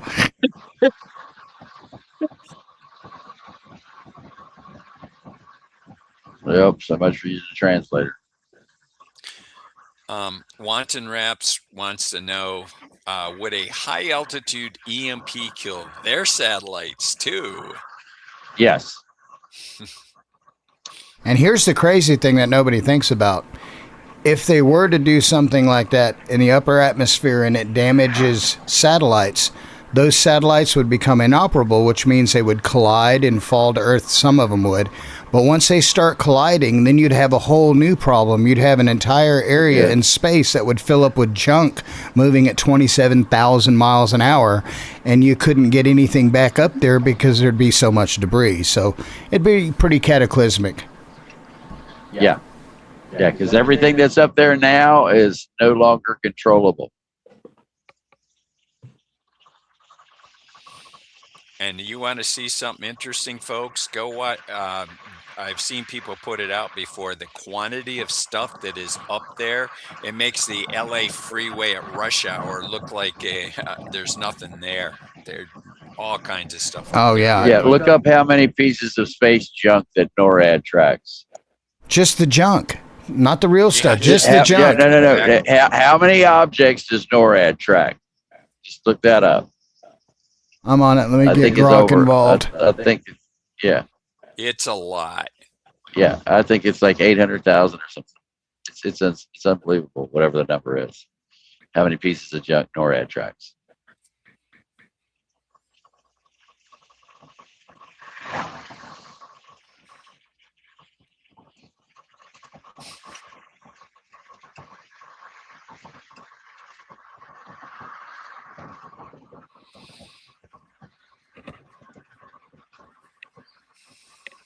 According to Google, as of 2023, NORAD tracks over 47,000 to 58,000 man-made space objects.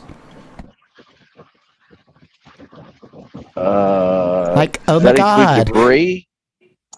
Yes.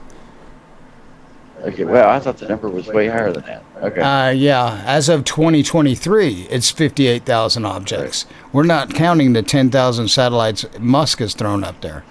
Yeah, exactly. Exactly. Right. I was talking about all the pieces that came off of his fucking car. Yep. Musk is the largest contributor to space debris in the history of the world. And just think, it only takes one good collision up there to turn the whole thing into a pile of junk rotating the Earth. Exactly. Be like the great trash spot, but in space. Yep. You wonder why aliens lock their doors when they come through the solar. Yeah, exactly. They lock them when they get. Yeah, near aliens lock the solar doors when they system. pass by Earth and go, nope. Yeah. There's a remark here, Lee, from Troy D. Sr. Trump needs to tell the U.S. population this stuff. We need to unite against these people that want U.S. to fall. So sad people don't see it. Yes, that is very true. But nobody tells Trump to say anything. I don't know if that manhole's still up there.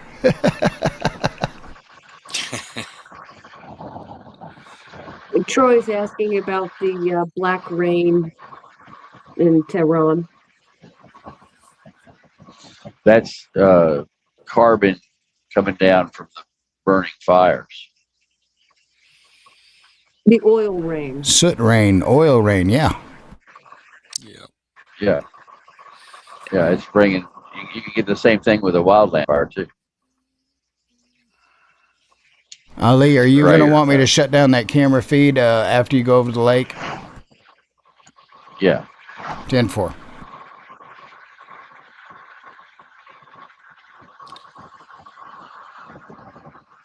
And by the way, folks, that's why you come to Lee's channel, and that's why you come into the roundtables. You get really good information like this. So there are people. Yeah, this is what we do on roundtables. This has been a roundtable.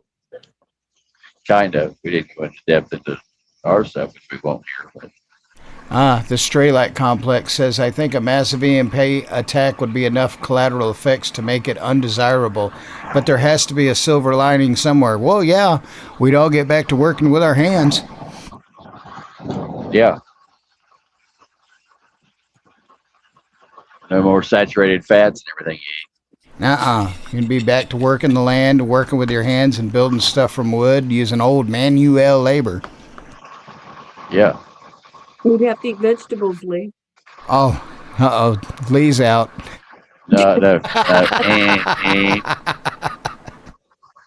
There is a reason and- that there are cupboards and cabinets and shelves and floor space filled with canned goods at the Wilbarger household. Additionally, there are hundreds and hundreds of pounds of flour and rice and beans. Yes, and Okay. talking face to face. Okay. Good one there, Howard. No, there's no broccoli. Yeah, absolutely. I was going to say, we're going to bring broccoli to your place, Lee. Yeah, go right ahead. You can have all of it you I want. could see Lee yelling on the radio, "Help, they're attacking me with broccoli." I doubt that's going to come across my radio. At least not from the You transmit never side. know. You never know. Yeah, Lee. You It's a don't. drive-by You don't fruiting. know. You don't know what you don't know.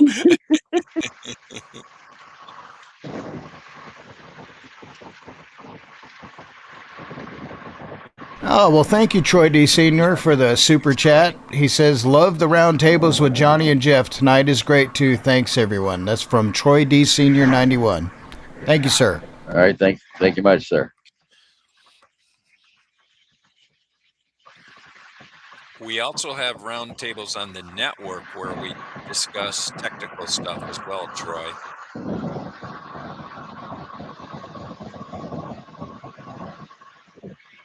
That's right, Foxy. Well, with the exception of just a few spots, we've stayed in it all the way on the stream, correct? Yeah. You've only had a couple of small dropouts and a few, what you'd say, areas where the stream just glitches a little bit. But it's staying with it. Where I've been out here, I think we've done well. Yeah. Well, this is why I want to hit storm chasing for this thing. I've got a plan for that. That's true, Foxy. However, a Carrington event doesn't care about any of that. And Carrington event is a totally different animal. Yeah. But the whole thing is, we'd go right back to, sitting face to face across the table from each other and working. Well, a Carrington event could take out all of our satellites and all of that stuff as well.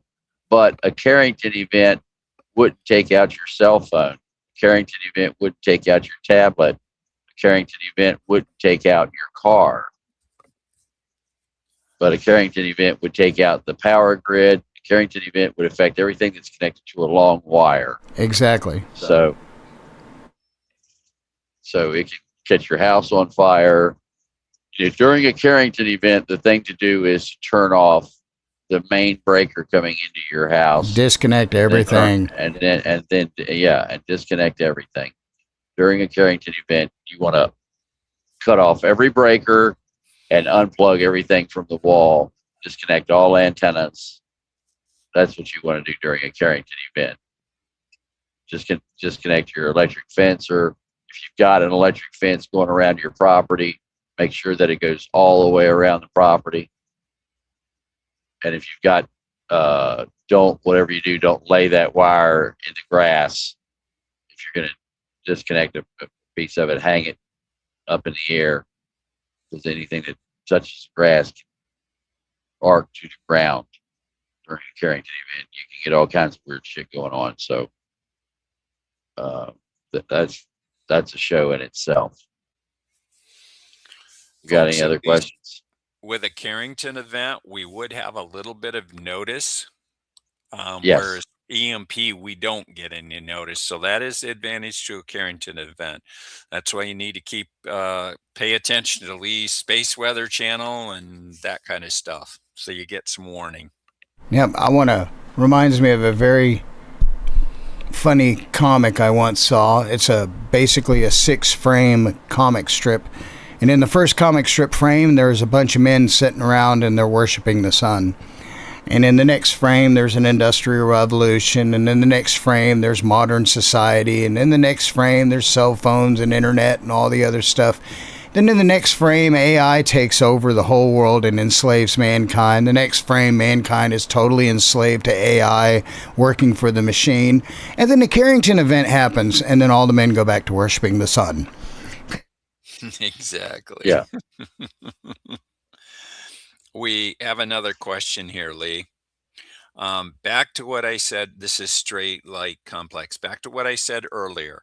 How would an EMP on the U.S. affect other satellites in orbit?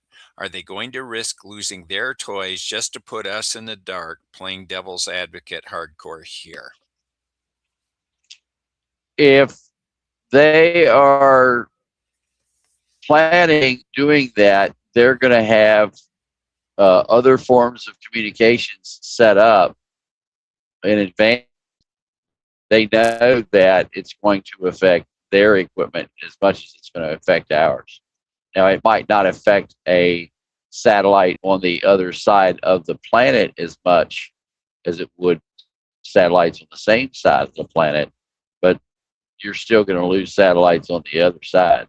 And Not when gonna those say satellites use all crash of them into over each there like other, you will they're going to over here. create debris that can hit your satellite Right. also. Right. Right. And the Russians are building giant HF systems right now. Look at the giant elephant cage that they're building in Leningrad, just southeast of the southeast of the airfield of their naval base there. Well, now you understand the concept That's of the largest. It's the largest HF elephant cage ever built on the face of the planet. Why would you want that? Gee, that's what you're going to have to communicate with after an EMP attack.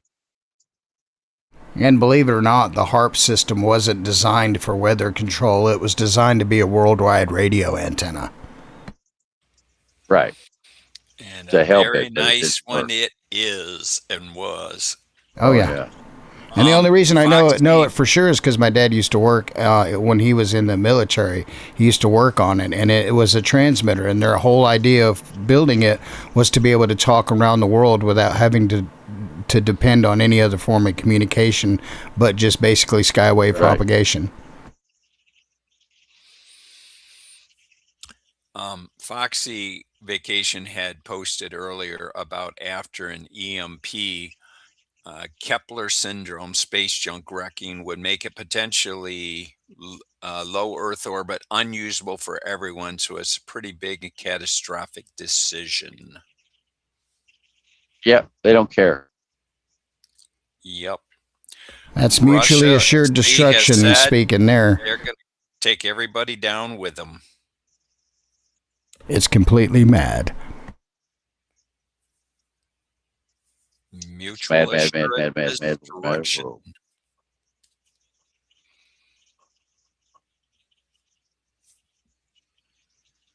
The world is a vampire.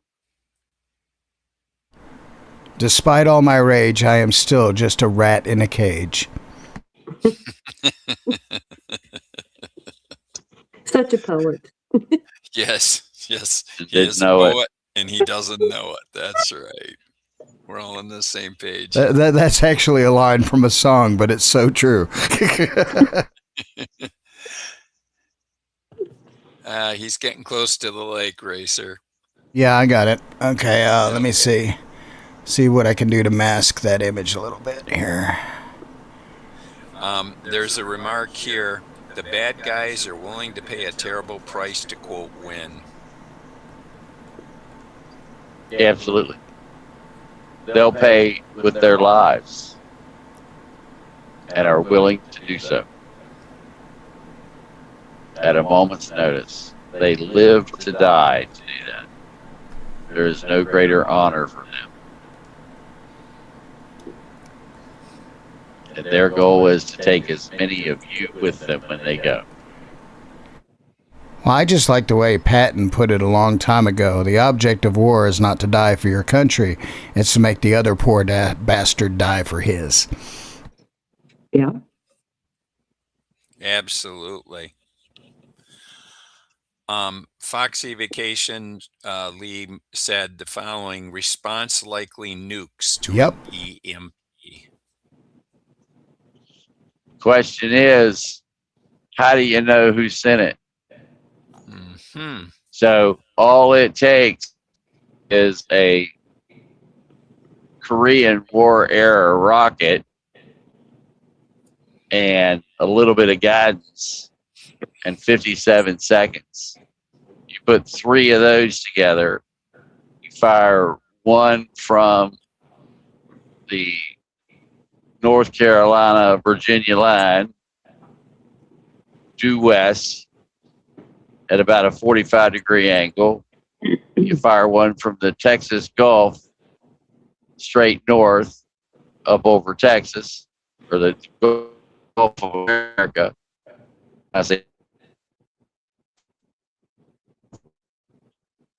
fire one there and one off the central part of the western coast. If they all 3 fire simultaneously, 57 seconds later, if they all detonate simultaneously, the U.S. will not have had enough time to respond to them. and about 90% of the U.S. will go dark. So, who are you firing on? That's what you know. What's your going to be?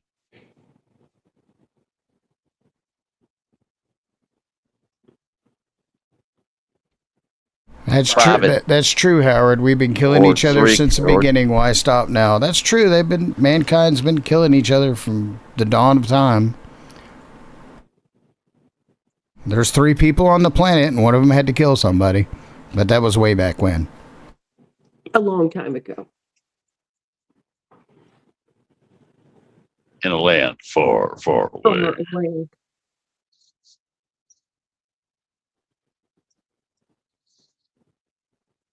Oh man.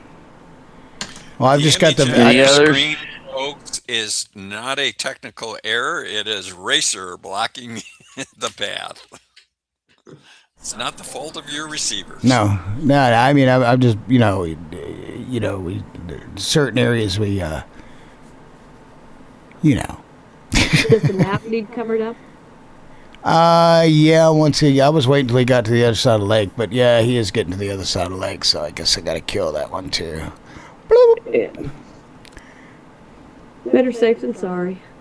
We'll just put up the War Watch. Yeah, I can do that. Easy. Stand by. I can do that. Give me just a second. It's going to be slightly delayed because it's a copy of Well, a that copy of a works copy there. of a copy. That works there. Hold on. I think give something. There we go. Let's do this. Yeah, with 4K though, you can still read road signs. Yeah, I know. Rag up, saga, fraggin', chaggin', daggin'. There we go. And Foxy, there's something to be said for what you just said. Foxy Vacation Lee just said, I sleep well when we stay at the nuke bases because if it all goes wrong, I'll be gone in a blast. right? Yeah. Yeah. I'd rather go out with that big flash than have to face all the craziness afterwards. Yeah. Be like, boom! Oh wow, there's Jesus.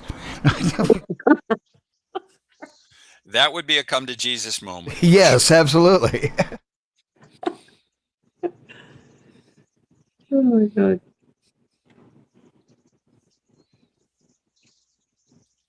Yeah, I got that Dragon Day movie queued up again. I'm gonna watch it too again. I enjoy it totally because it's just really, really. And you sent it to me. Yes, sir. Yes, sir. What year was it made? Is it old or new? Or I think it's an older movie. Here, let me pull over here and let me get. I can Google it myself. I'm just being lazy and asking. Oh no, I've got it right in front of me here. I hate lazy people. It was released. Yeah, right. It did want him that. It was released in 2013, Okay, not old. Okay.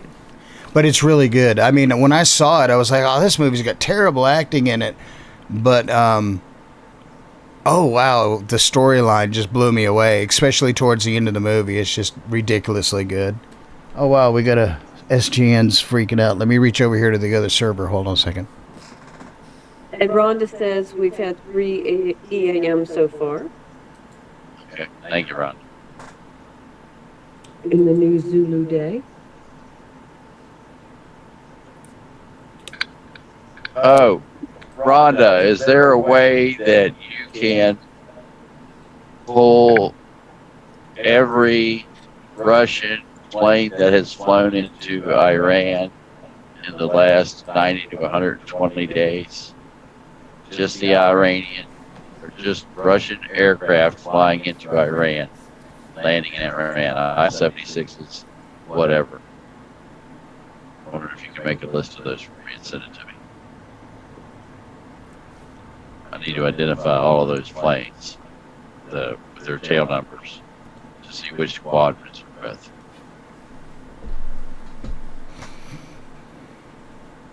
Really important.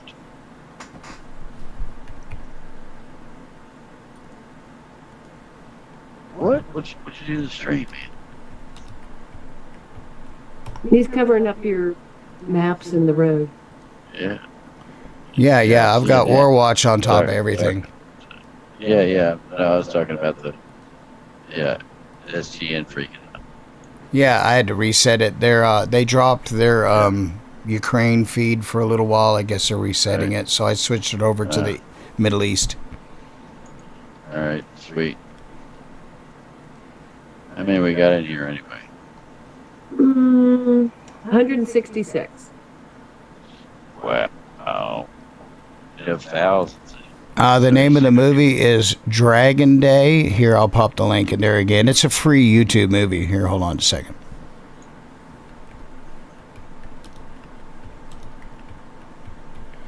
Definitely an eye-opener movie.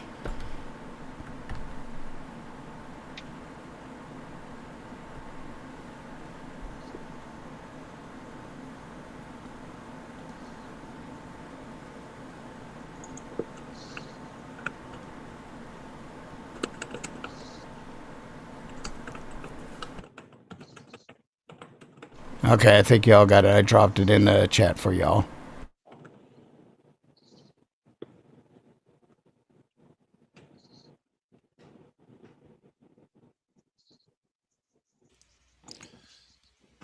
Be right back, Lee.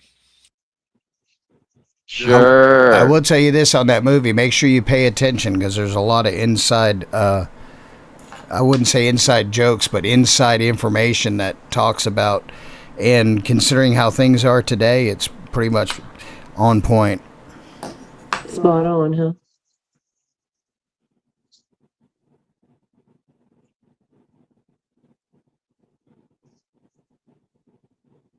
Okay, now it caught up. There we go. Doesn't work in Canada. Well, the name of the movie is Dragon Day, and it's been out long enough it should be free on pretty much any provider.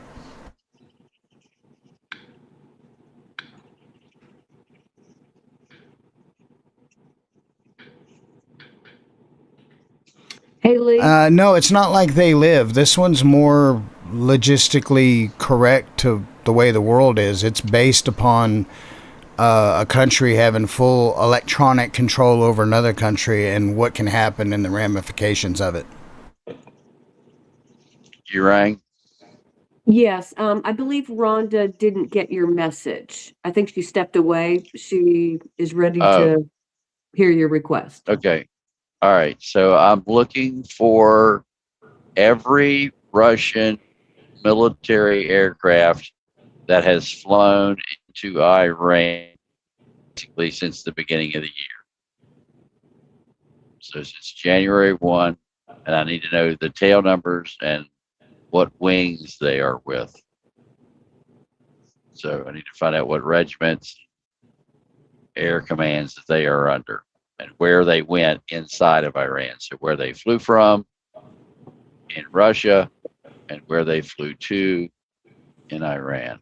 I'm pulled into this gas station here a second for those of you who have the private stream.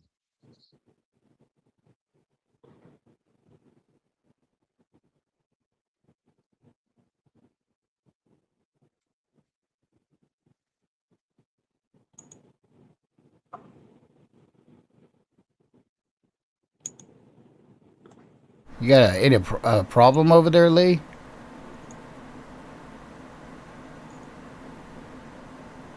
No.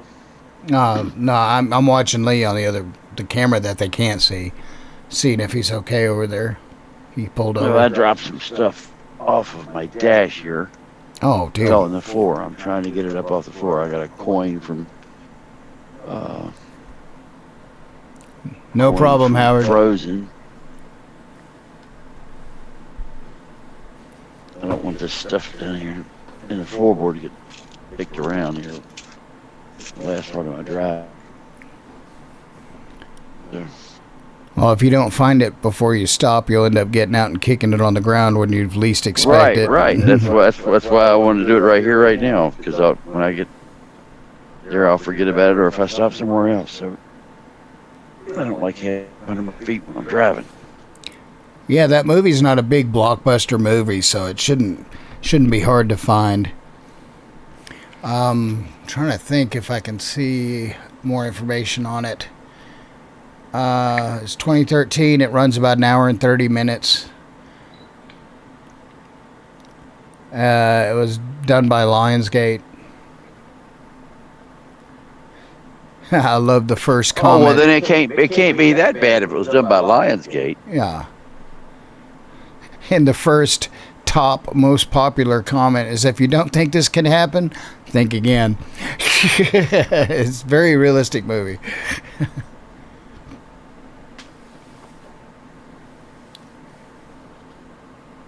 Oh, right, Steven. Yeah. There you go. It's a good movie. It really is. It's an eye-opener.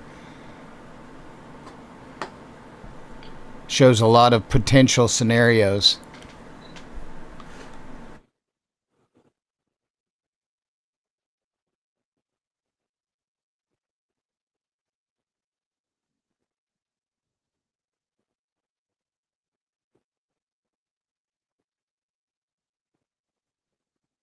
I haven't even got to look over here to see what's going on with that. Let me check this.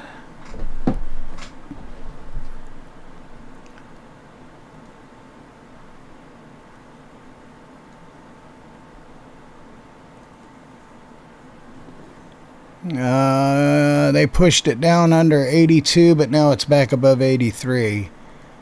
I see the Comex is up to its usual games.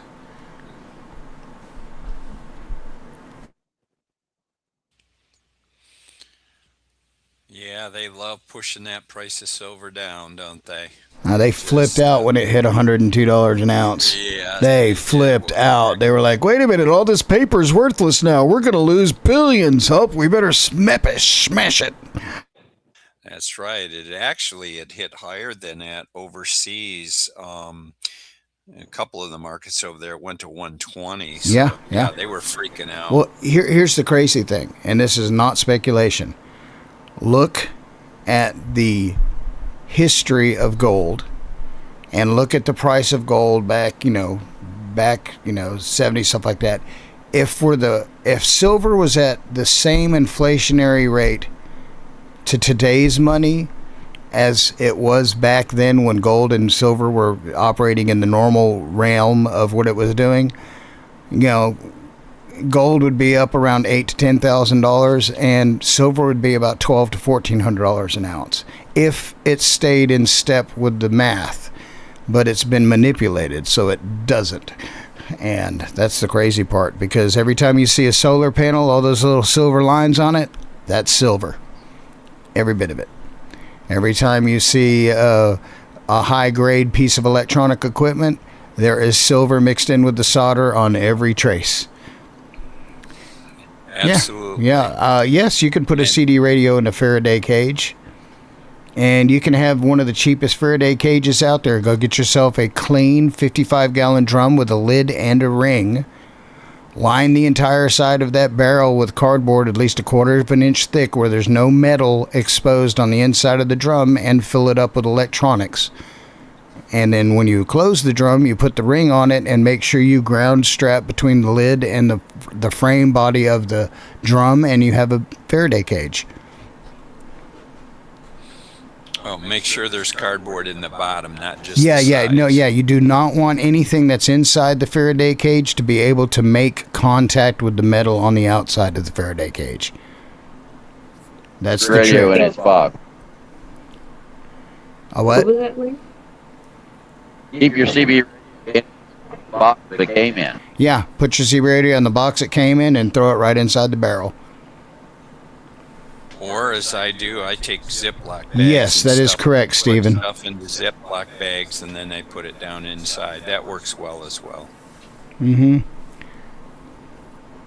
Yeah, I also- the trick is to eliminate the possibility for electrons to be moving inside that radio that are able to receive a pass-through wave that passes through the object. What a Faraday cage basically does is form a shield around an object, and that shield, being metal, means the waves of magnetism that hit it interact with the metal shield and wrap around it, but don't penetrate through it because it's a continuous shape. It's a continuous shield all the way around.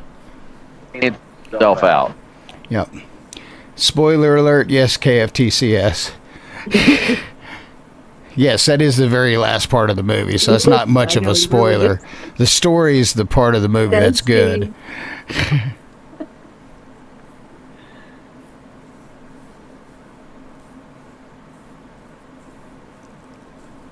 Yeah, when I first saw that movie, I was wicked surprised because of just how real it rang out, how possible it is. Or, what do you? Yeah, what do you? What's that word you use when something could very easily possibly happen? It's not that far fetched.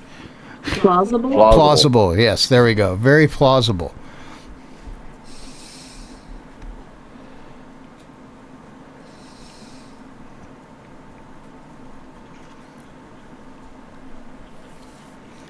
And it does show you kind of the havoc that would happen once everything shuts off. Realistic, or is it like really dramatically poor? It's a little over dramatized, but it's very realistic in its basis and the things that they use, and it's very realistic. You know, they don't go. You know, there's no space weapons or crazy anything like that. You know, it's very down to earth. But the way it's plausible is the fact of just how close it could be done when you realize that all it would take is one of these countries to put a magic chip in every single thing they send out. And if all those magic chips were in every single device that you have 20 devices of in your home, and they flip a switch and all those devices die, what do you do? Automobiles, Gee, infrastructure. imagine that. Yeah. They would never think of They that. would never they, think of Racer? that, Putting right? Chips in everything they make that could be shut off, including transformers. Yes. Big transformers. The Imagine hell are that. you What was it? saying? What was it, Lee? They were talking about for some of the big transformers, part of our grid. That, you know, these transformers that are the size of semi trucks that would take like 6 to 8 months to manufacture just to even get one ordered. 3 years. 3 years, yeah, 3 years to get years. one. Yeah, exactly.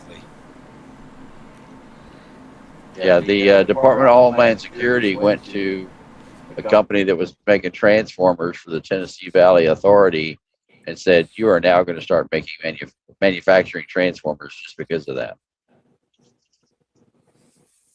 Yeah, I mean, preparation and knowledge is the best way to fight it. But no matter what you have, they can take it away from you. But they can't take away your brain power. So keep your brains, keep your brains smart because. Or your KLW World News Radio. Yes, and you have to have your KLW tactical socks.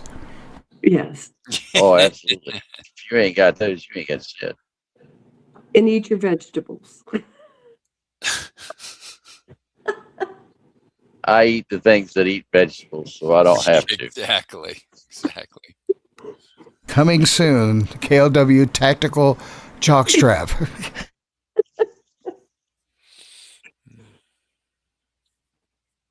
Far dog wants can to know how double we can get double the- as a slingshot in an emergency.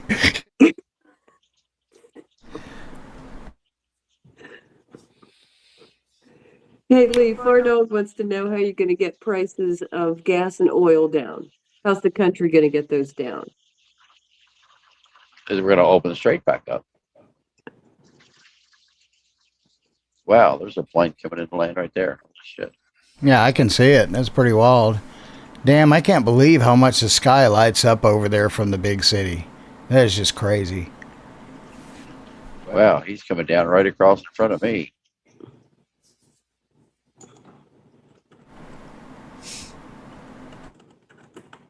Damn, he's flying close enough he can jump up there and blow a raspberry on his belly.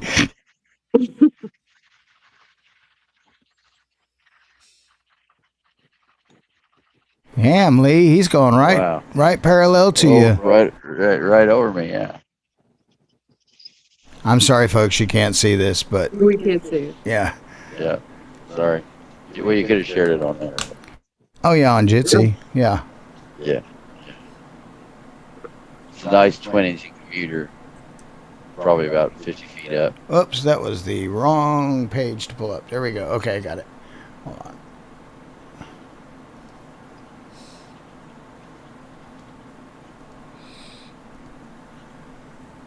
Yeah, there you go. Put it on Yeah. the home run page.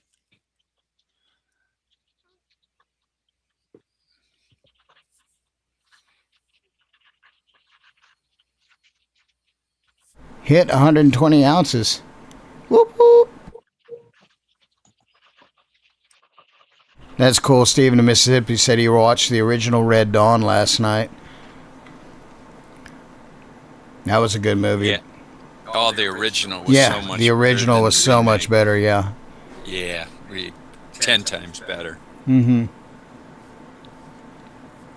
So the helicopter that is in the original Red Dawn is just on the south side of Dallas.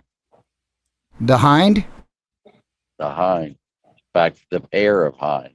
Yeah, that big old fat girl flying in the sky. It's like, wow, that's a big old bird. Yeah. What was wild Tank is with that... a rotor. Hey, what was wild is that back when we used to play the Battlefield game, you could fly the Apache or the Hind, and the Apache was quick and nimble, and you could do all kinds of tricks with it, but that Hind, once you got her moving, it was a very hard deal to slow that one down. Oh, yeah.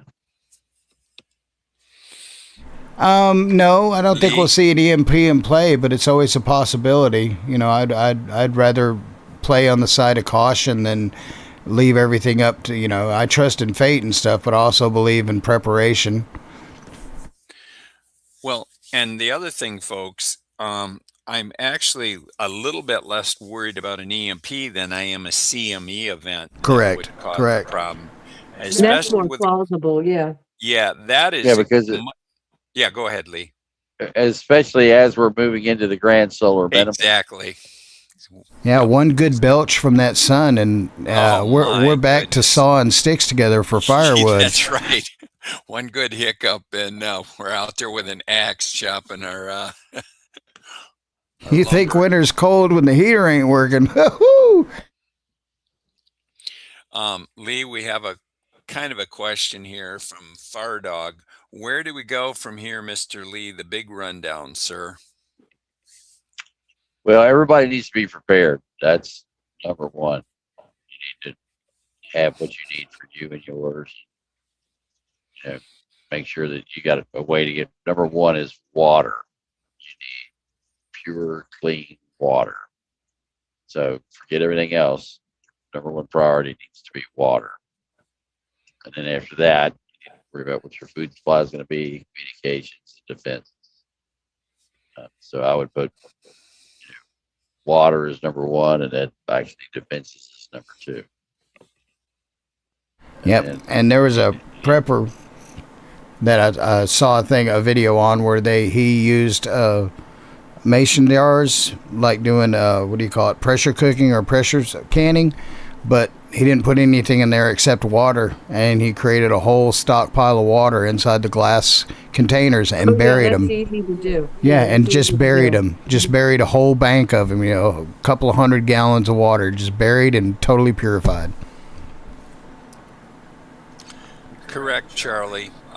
With a CME, we would have a little bit of warning. That is true. But most people, they don't have they're not close enough to be ready, even if they were given a warning about a CME. And the other thing is, Right. oh, go ahead. I was just gonna say, that's the scary part, the people that just aren't even close to understanding. Well, 90% of the population is going to be dead in 90 days. We had a carrying. You see how people The act when they population. lose cell phone service. Imagine what happens when everyone's cells go dank. Yeah, look at them at a Christmas sale. Uh-huh. Yeah. Yeah.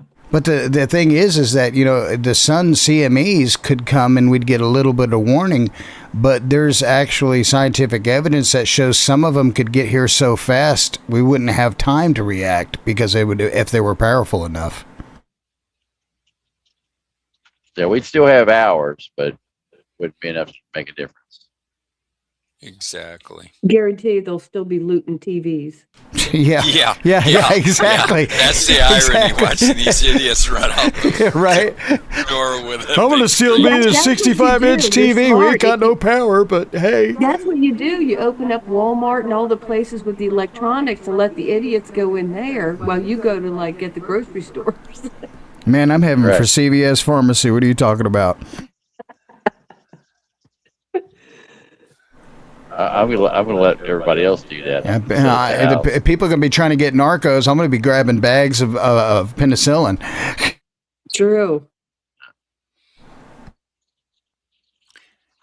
Yeah, if it has anything like sin in the end of it, like amoxicillin or anything, Yeah. go grab that. Hey, and pet stores, There you pet go. stores. There you go.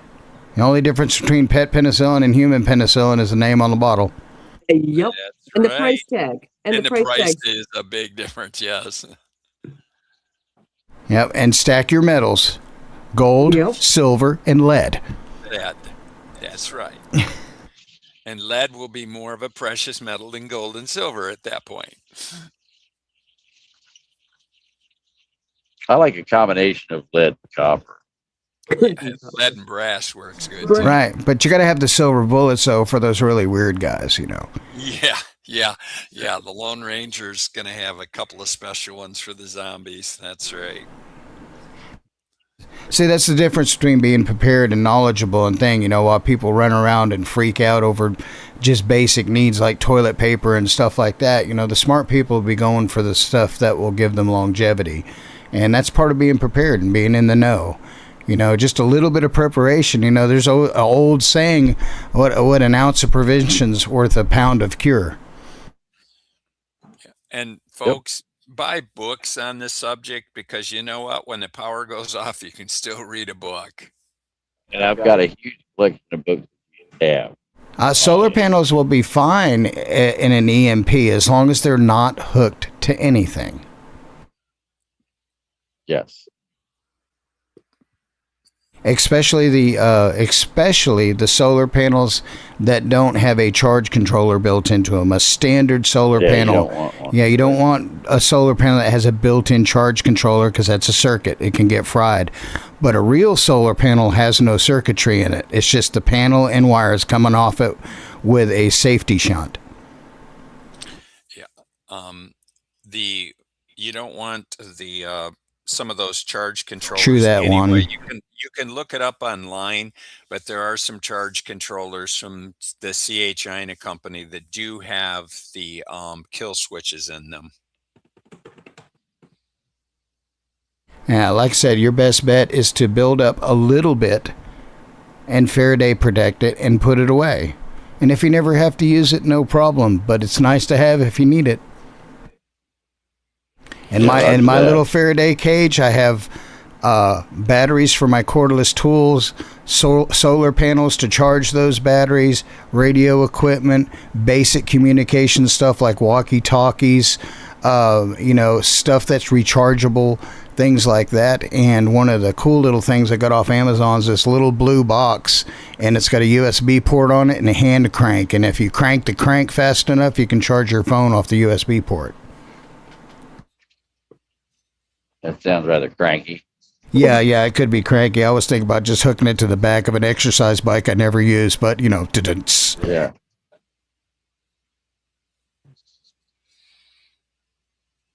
Oh, it's See, easy. that's the other thing. If you're going to use an exercise bike or a bicycle with a tripod on the back of it to hold it up, the bike needs to be a minimum of a 12 speed, and the bike needs to have a minimum rear rim size of 27 inches, and you should use the smaller pulley available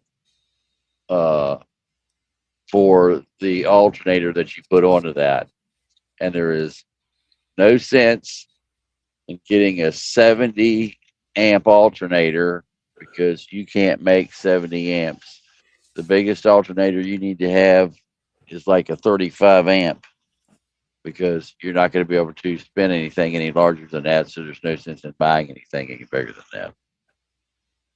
And if you want, you could always go old school. Build a windmill that turns an old car alternator.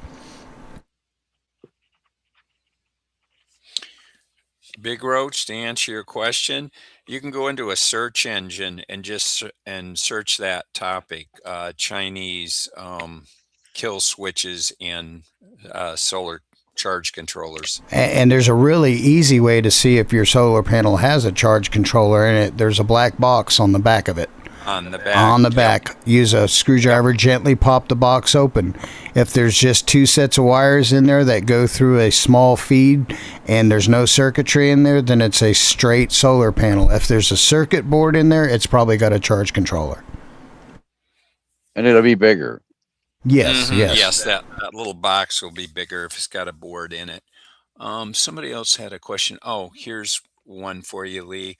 What's the percentage chance we going to get Yep. hit with various ways in the near future in the U.S.? I think I Get- get what Getting you're trying- bigger by the day. Yes. Though I walk through the Well. valley in the shadow of death, I shall fear no evil. Trust fear no evil. For I am the baddest motherfucker. Yeah, with it. exactly. Baddest For Lee dude is in the baddest. neighborhood. Yeah. That's right. Absolutely.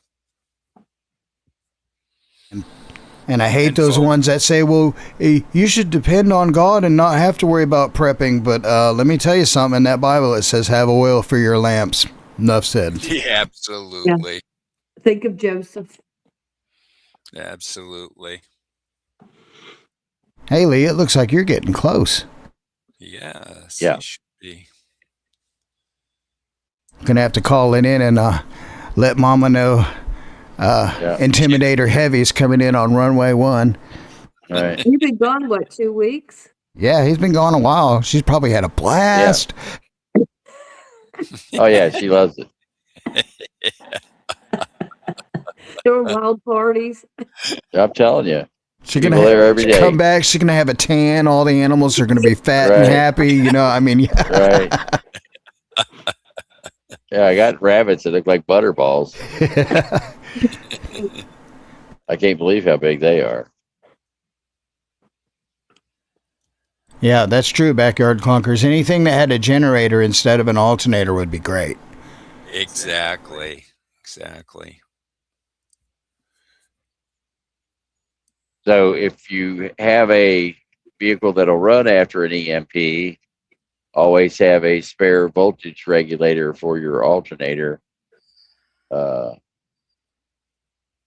in your Yeah, you're in your Faraday Faraday cage. cage. Yeah, you're talking a $25 part you Yeah. can throw in your Faraday cage.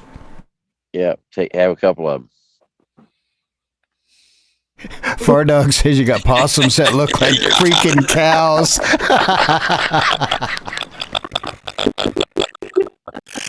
Yeah, folks, you ought to see Lee's weekly food budget just for the possums. Oh yeah. Yeah. Uh-huh. You could always tell when the possums were approaching Lee's camera. You're like, you know, They waddle up instead of walk. deflated penguins. Stash tobacco. Buy your. Hey, technically they're free dinosaurs. Yeah, that's right. No. JAR15 says, what brand of cigarettes and the best way? Well, the best tobacco to stash, I stash tobacco. You can go to any Indian reservation, buy fresh, dried tobacco in a bag and vacuum seal it and save it. It'll last a very long time. I've got 4 or 5 bags. Yeah. And yep. Great bar. And then the other thing is coffee beans. We have a bunch of coffee beans, not ripened, but almost ripe coffee beans that were vacuum packed while they were still slightly green. And, you know, those will last a long time. Oh, yeah, booze. There's another one. Booze, alcohol, stuff like that. That's all bartering materials for food right there. There you go. Lee, got a question here. Lee, is your prepper video still on YouTube? I don't see it anymore. Probably not. Probably down the memory. Houston, I'm feeling gravity. What did they take down? The prepper video. I wouldn't be surprised. You know, I hate to sound crude and rude, but if you got boobs on an AI video, they'll make sure it gets in your feed. But if you put up anything truthful, I guarantee you they'll copyright strike you on it. Oh, true. Yeah. Yeah, they probably took it down for something. We'll do more. That's the reason to be on the network. Yeah, and we can do private videos too that network Right. members are exclusive access to. Yep. Yoshi just brought up a really good point, folks. Try to be in as good a shape as you can. That will certainly help you. Yeah, health is important. But I'm a kuni. Oh, God. Hold on, I gotta pop off one. Stray light complex. All you got to do is go to the local prison and buy that prison coffee. That stuff will last forever. Yeah, but I'm a kuni. I'm fat and round. That's what kuni means. Have you seen my pigs in my yard?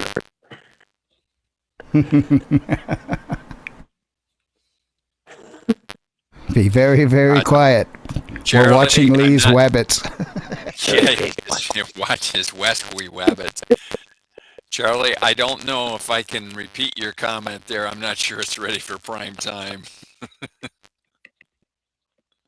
Okay. Yeah, well, I'm going to let Storm read that one if I it's going to will be read read. that. Lee, Charlie would like to know when shit hits the fan, you want anything you can eat, drink, smoke, or screw. 2 points. So I guess have Viagra also in your kit. Yeah, there you go. That might be a barter item right there, guys. Yeah, sure. We even got Lena. It was Charlie's fault. Yeah, our sound He might is clip a little bit blushing there, right JAR. We're on Jitsi using it for audio. What did I do, Yakobish?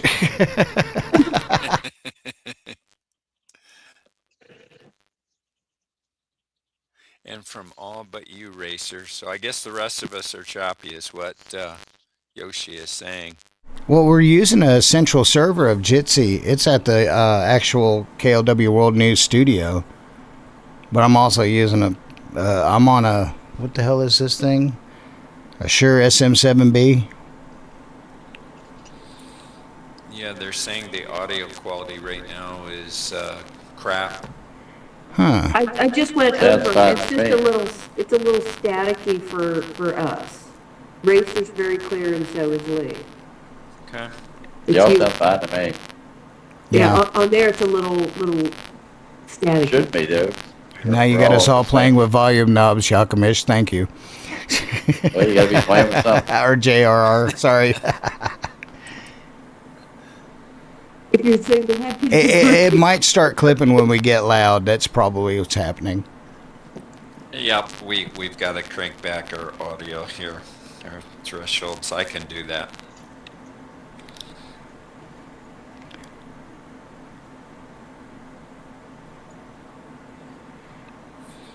Fardog asked, who hits us first, China or Russia or both? I don't really think any of them would hit us first. I think they would hit somebody else that we're interested in or have interests with, and that's how it would escalate. Right, they've got other goals before us. We're not next on the list.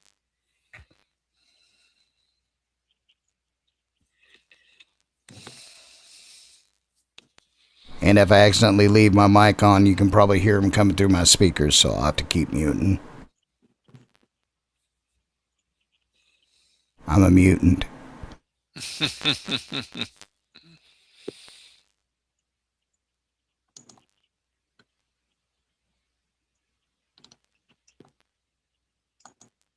There's no telling which way any of this will go, but that's the whole point, is that if you're prepared for everything, have you ever noticed how if you prepare for something, it usually never happens? That's why I'd rather prepare and be on the side of error. Yeah. Absolutely. Harlan is asking if... Yeah, Harlan, you are have to call Lee if you need available for information. Do what? I think you wanted to give information, right? Give or get? Harlan is saying, is Lee available for information? Not at this particular moment in time. I'm getting ready to pull in at the studio. Thank you, Backyard. Can we go back to the 80s and start over? I agree. That would be great. I wish I could go back and slap the poop out of my 20-year-old self. I think I'd go back to the 60s, actually. Wow, I can't believe it. See that glow on the upper right-hand corner? That's Dallas. Yeah. Isn't that amazing how That's big what I a was talking about horizon- earlier, Lee. Yeah, it's amazing how much light Oh. pollution. Yeah, it's tremendous. You know, where I live, it's all small cities, but it's amazing on when the clouds are just right, how even a small city of, like 1,000 people, how bright it is. The ambient light. Yeah, that would be Well, the... that's light reflecting from the city street lights and house lights. It's reflecting Wow. off the clouds. Now, here's the crazy part. Oh, Imagine wow, it if yeah. the grid does go totally down. Imagine how dark nights would be. Oh, exactly, Racer. It'll be actually uncanny for people and unnerving to see how dark it will actually be Yeah. on the horizon. And how many stars are actually up there? Yeah, exactly. Yes. You want to take that question, Racer? Which one? Hold on. The last one? Yep. Yeah, he probably should. If that's the right one. Harlan apparently needs to convey something. He wants to know if he should call you. Not at this particular moment. Yeah, he's getting ready to pull into the home front there. Yeah, not at this particular point in time. Ready to pull in.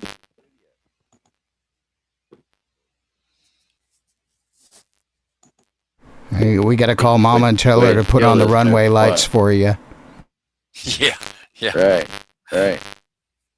So, all right, so kill it, Racer. Thanks, everybody. Have a great night.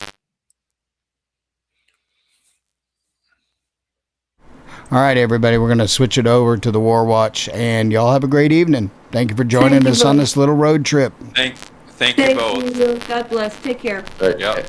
God bless you See guys. Keep your powder Bye-bye. dry. Yep. Have a good one.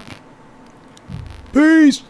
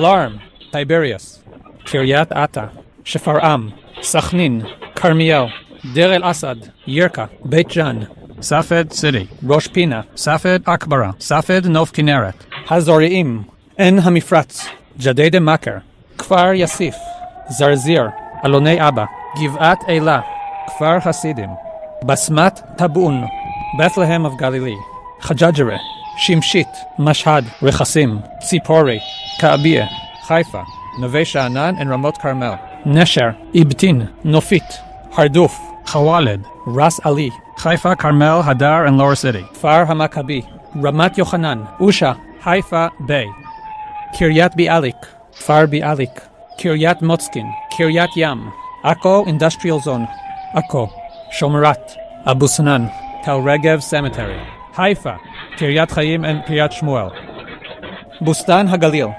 Nes Amim, Oshrat, Bet HaEmek, Yanuach Jat, Lochamei HaGetaot, Amka, Klil, Poria, Neve Oved, En Gev, En Carmel, Neve Yam, Atlit, Neot Golan, Bnei Yehuda and Givat Yoav, Bnei Yehuda Industrial Zone, Geshur, Natur, Machanaim, Kfar Charuv, Afik, Eliad, Avnei Eitan, Nov, Chispin,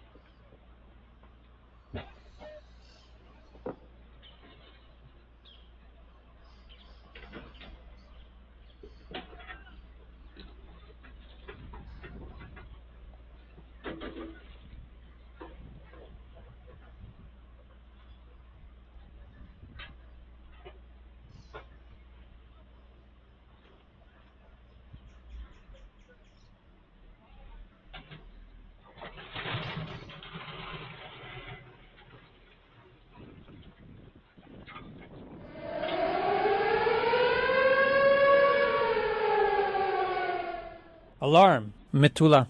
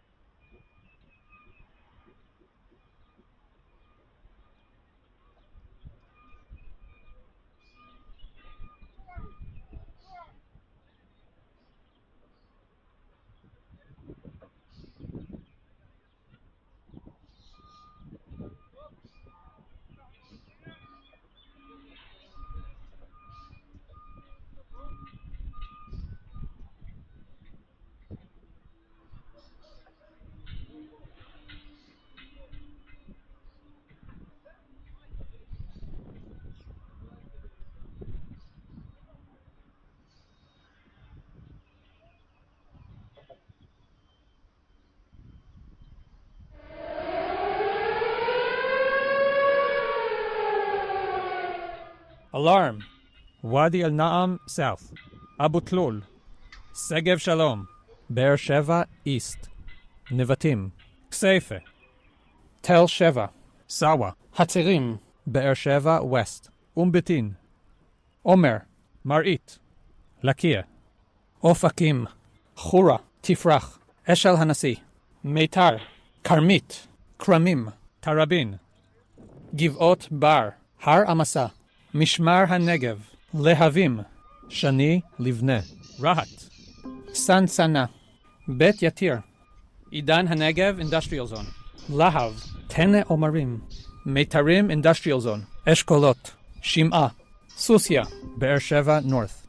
Be'er Sheva South. Dudaim Site. Asael. Al Said.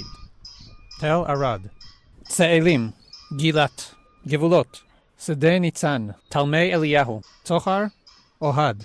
Urim. Maslul. Merchavim Educational Campus. Peduim. Renan. Bitcha. Devir. Shomria. Otniel. Netivot. Sderot Ibim. En Habesor. Magen. Nir Oz. Eitan. Noam. Even Shmuel. Alfora. Arad. Neta. Kvar Hanokdim. Maon. Carmel. Nigohot. Bnei Dekalim. Shekef. Eliav. Karmei Katif. Lachish. Adura. Netiv Ha'asara. Cheletz. Yad Mordechai. Gevaram. Uza. Kiryat Gat Industrial Zone. Zohar. Nir Chen. Kiryat Gat. Karmei Gat. Talmei Yafe. Shachar. Sede Moshe. Beit Guvrin. Kochav Michael. Noga. Nehora. Otem. Gat. Galon. Adoraim. Telem. Kfar Zoharim. El Fachem. Binyamina. Zichron Yaakov. Afula. Yoknam Ilit. Migdal HaEmek. Atlit. Daliat Al-Carmel. Nazareth. Nov HaGalil. Isfia. Caesarea. Or Akiva. Nesher. Avnei Etan. Nov. Chispin. Ramat Magshimim. Tiberias. Kiryat Ata. Shefar'am. Meitzad. Pnei Kedem. Ma'ale Amos. Karmei Tzur. Kfar Etzion. Migdal Oz. Alon Shavut. Gush Etzion Junction. Migdal Oz Industrial Park. Abu Krinat. Hermesh. Mevodotan. Metzer. Meisir. Harish. Al Kutuf. Mitzpe Ilan. Bart'a. Rechan. Shaked. Katsir. Tal Menashe. Chinanit. Ara. Ein El Salah. Al Arian. Mei Ami. Shachak Industrial Zone. Kidumim. Salit. Baron Industrial Zone. Einav. Engev. Kadima Tzoran. Netanya East. Netanya West. Hadera East. Hadera West. Hadera Center. Hadera Neve Chaim. Bet She'an. Pardes Chana Karkur. Kiryat Arba. Chevron Jewish Settlement. Magal. Jat. Baka Al Garbia. Barkai. Efrat. Tekoa. Nokdim. Bat Ayin. Kfar Eldad. Elazar. Rosh Tzurim. Sde Bar. Male Rechavam.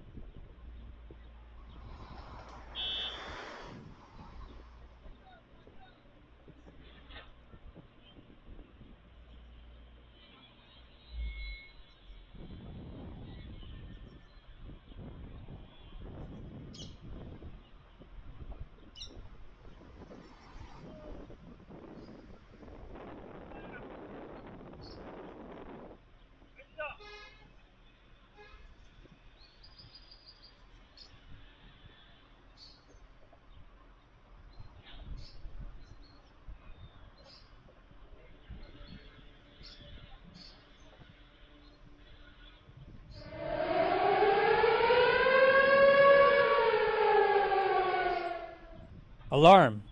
Kiryat Bialik. Afek.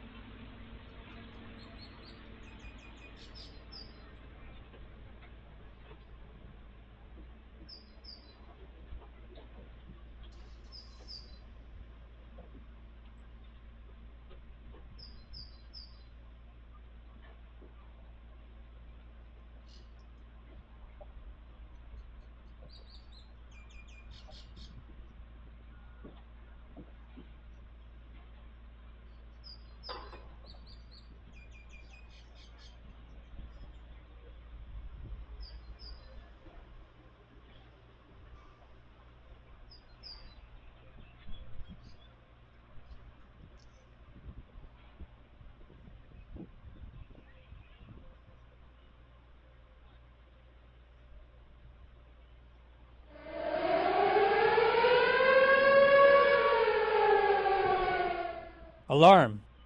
אום אל-פחם, בנימינה, זיכרון יעקב, עפולה, יוקנעם עילית, מגדל העמק, דליית אל כרמל, נזרת, נוף הגליל, עספיא, פרדס חנה כרכור, סזריה אינדסטריאל זון, ברקאי, שדות ים, סיזריה, משמרות, כפר פינס, עין עירון, סזריה מרין סנטר, אור עקיבא, עתלית, בית צבי, בית אורן, איבטין, חוואלד, ביר אל מקסור, רומת אל חייב, טורען, חנתון, בית רימון, גולני ממוריאל סייט, תל רגב סמטרי, עין אל סלע, רמאון, כפר רופין, נווה איתן, מעוז חיים, חמדיה, בית יוסף, ירדנה, גני חוגה.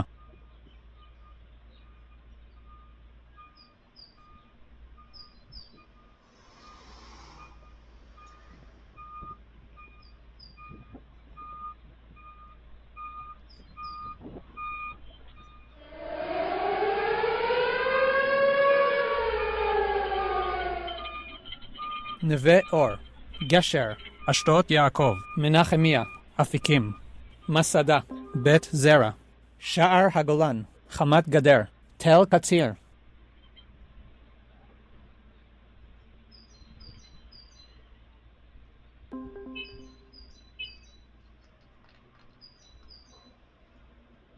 כפר יחזקאל, קבוצת גבע, רמת צבי, טייבה גלבוע, יבנאל, אלומות, שרונה, הזורעים, כפר נהר הירדן, גבעת אבני, רומנה, הודיות.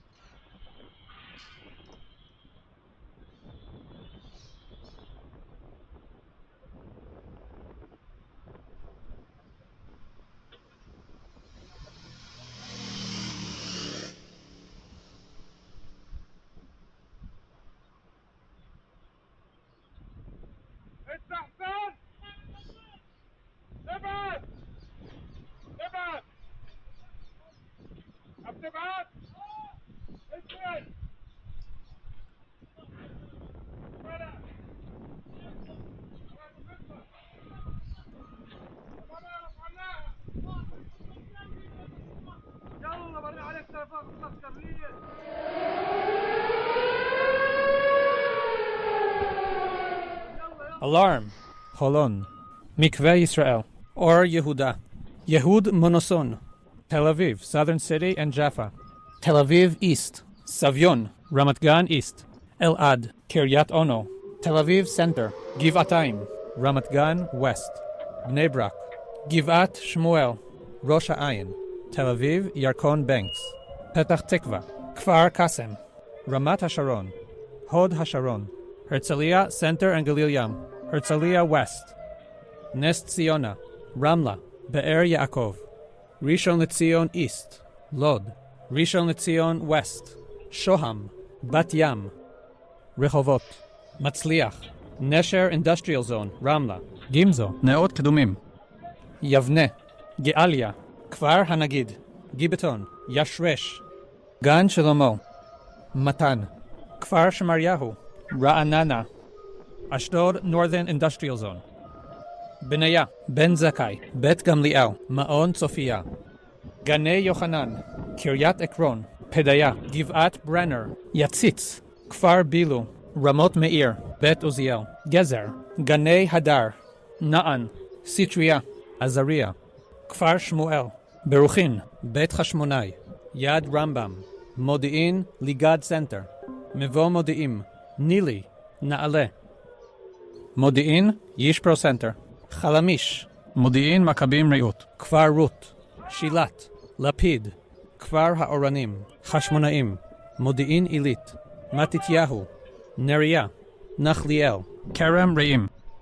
Ateret. Barkan. Kiryat Netafim. Revava. Barkan Industrial Park. Ariel Industrial Zone. Ariel. Kfar Sava.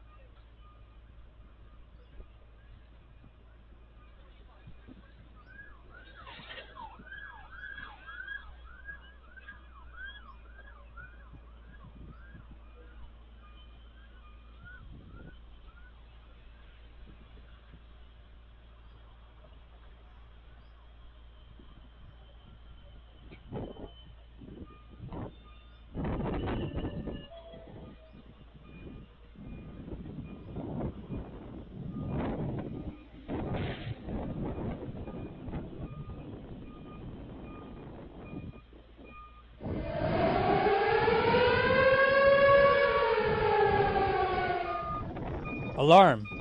Kiryat Shemona. Margaliot.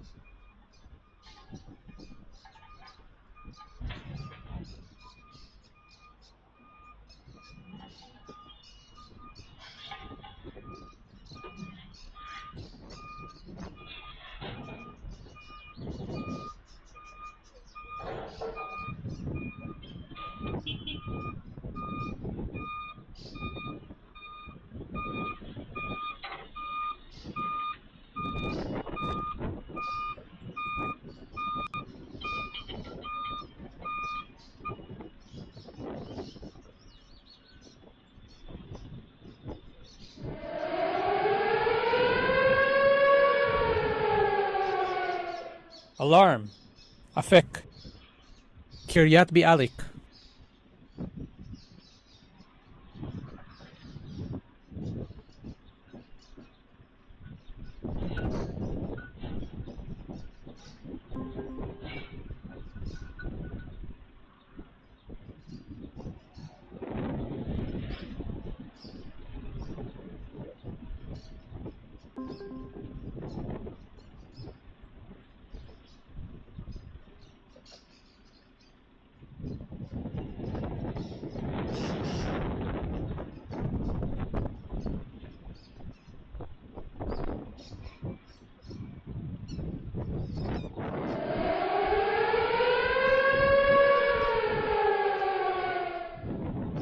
Sha'ar Naaman Industrial Zone. Kfar Masarik. Akko Industrial Zone. En Hamifratz. Kiryat Bialik Industrial Zone.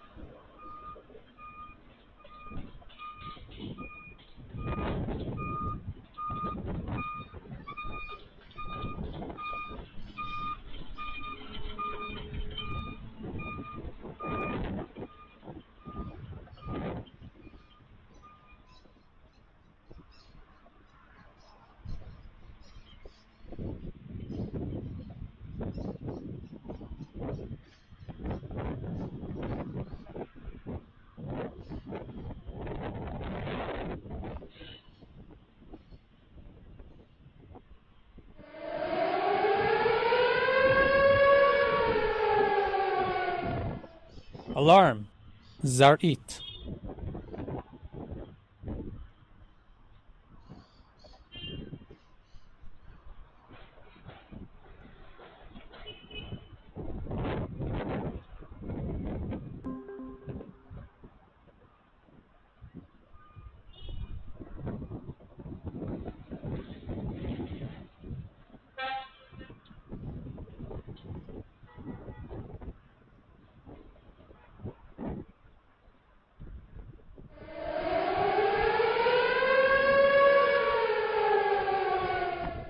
Hostile aircraft intrusion. Evan Menachem. Shomira.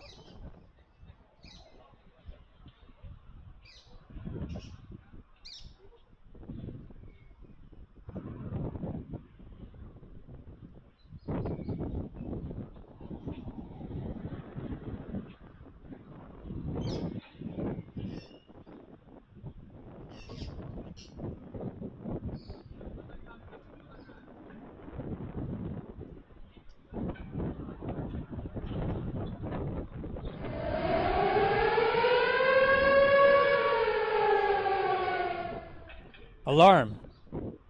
Your own. Avivim.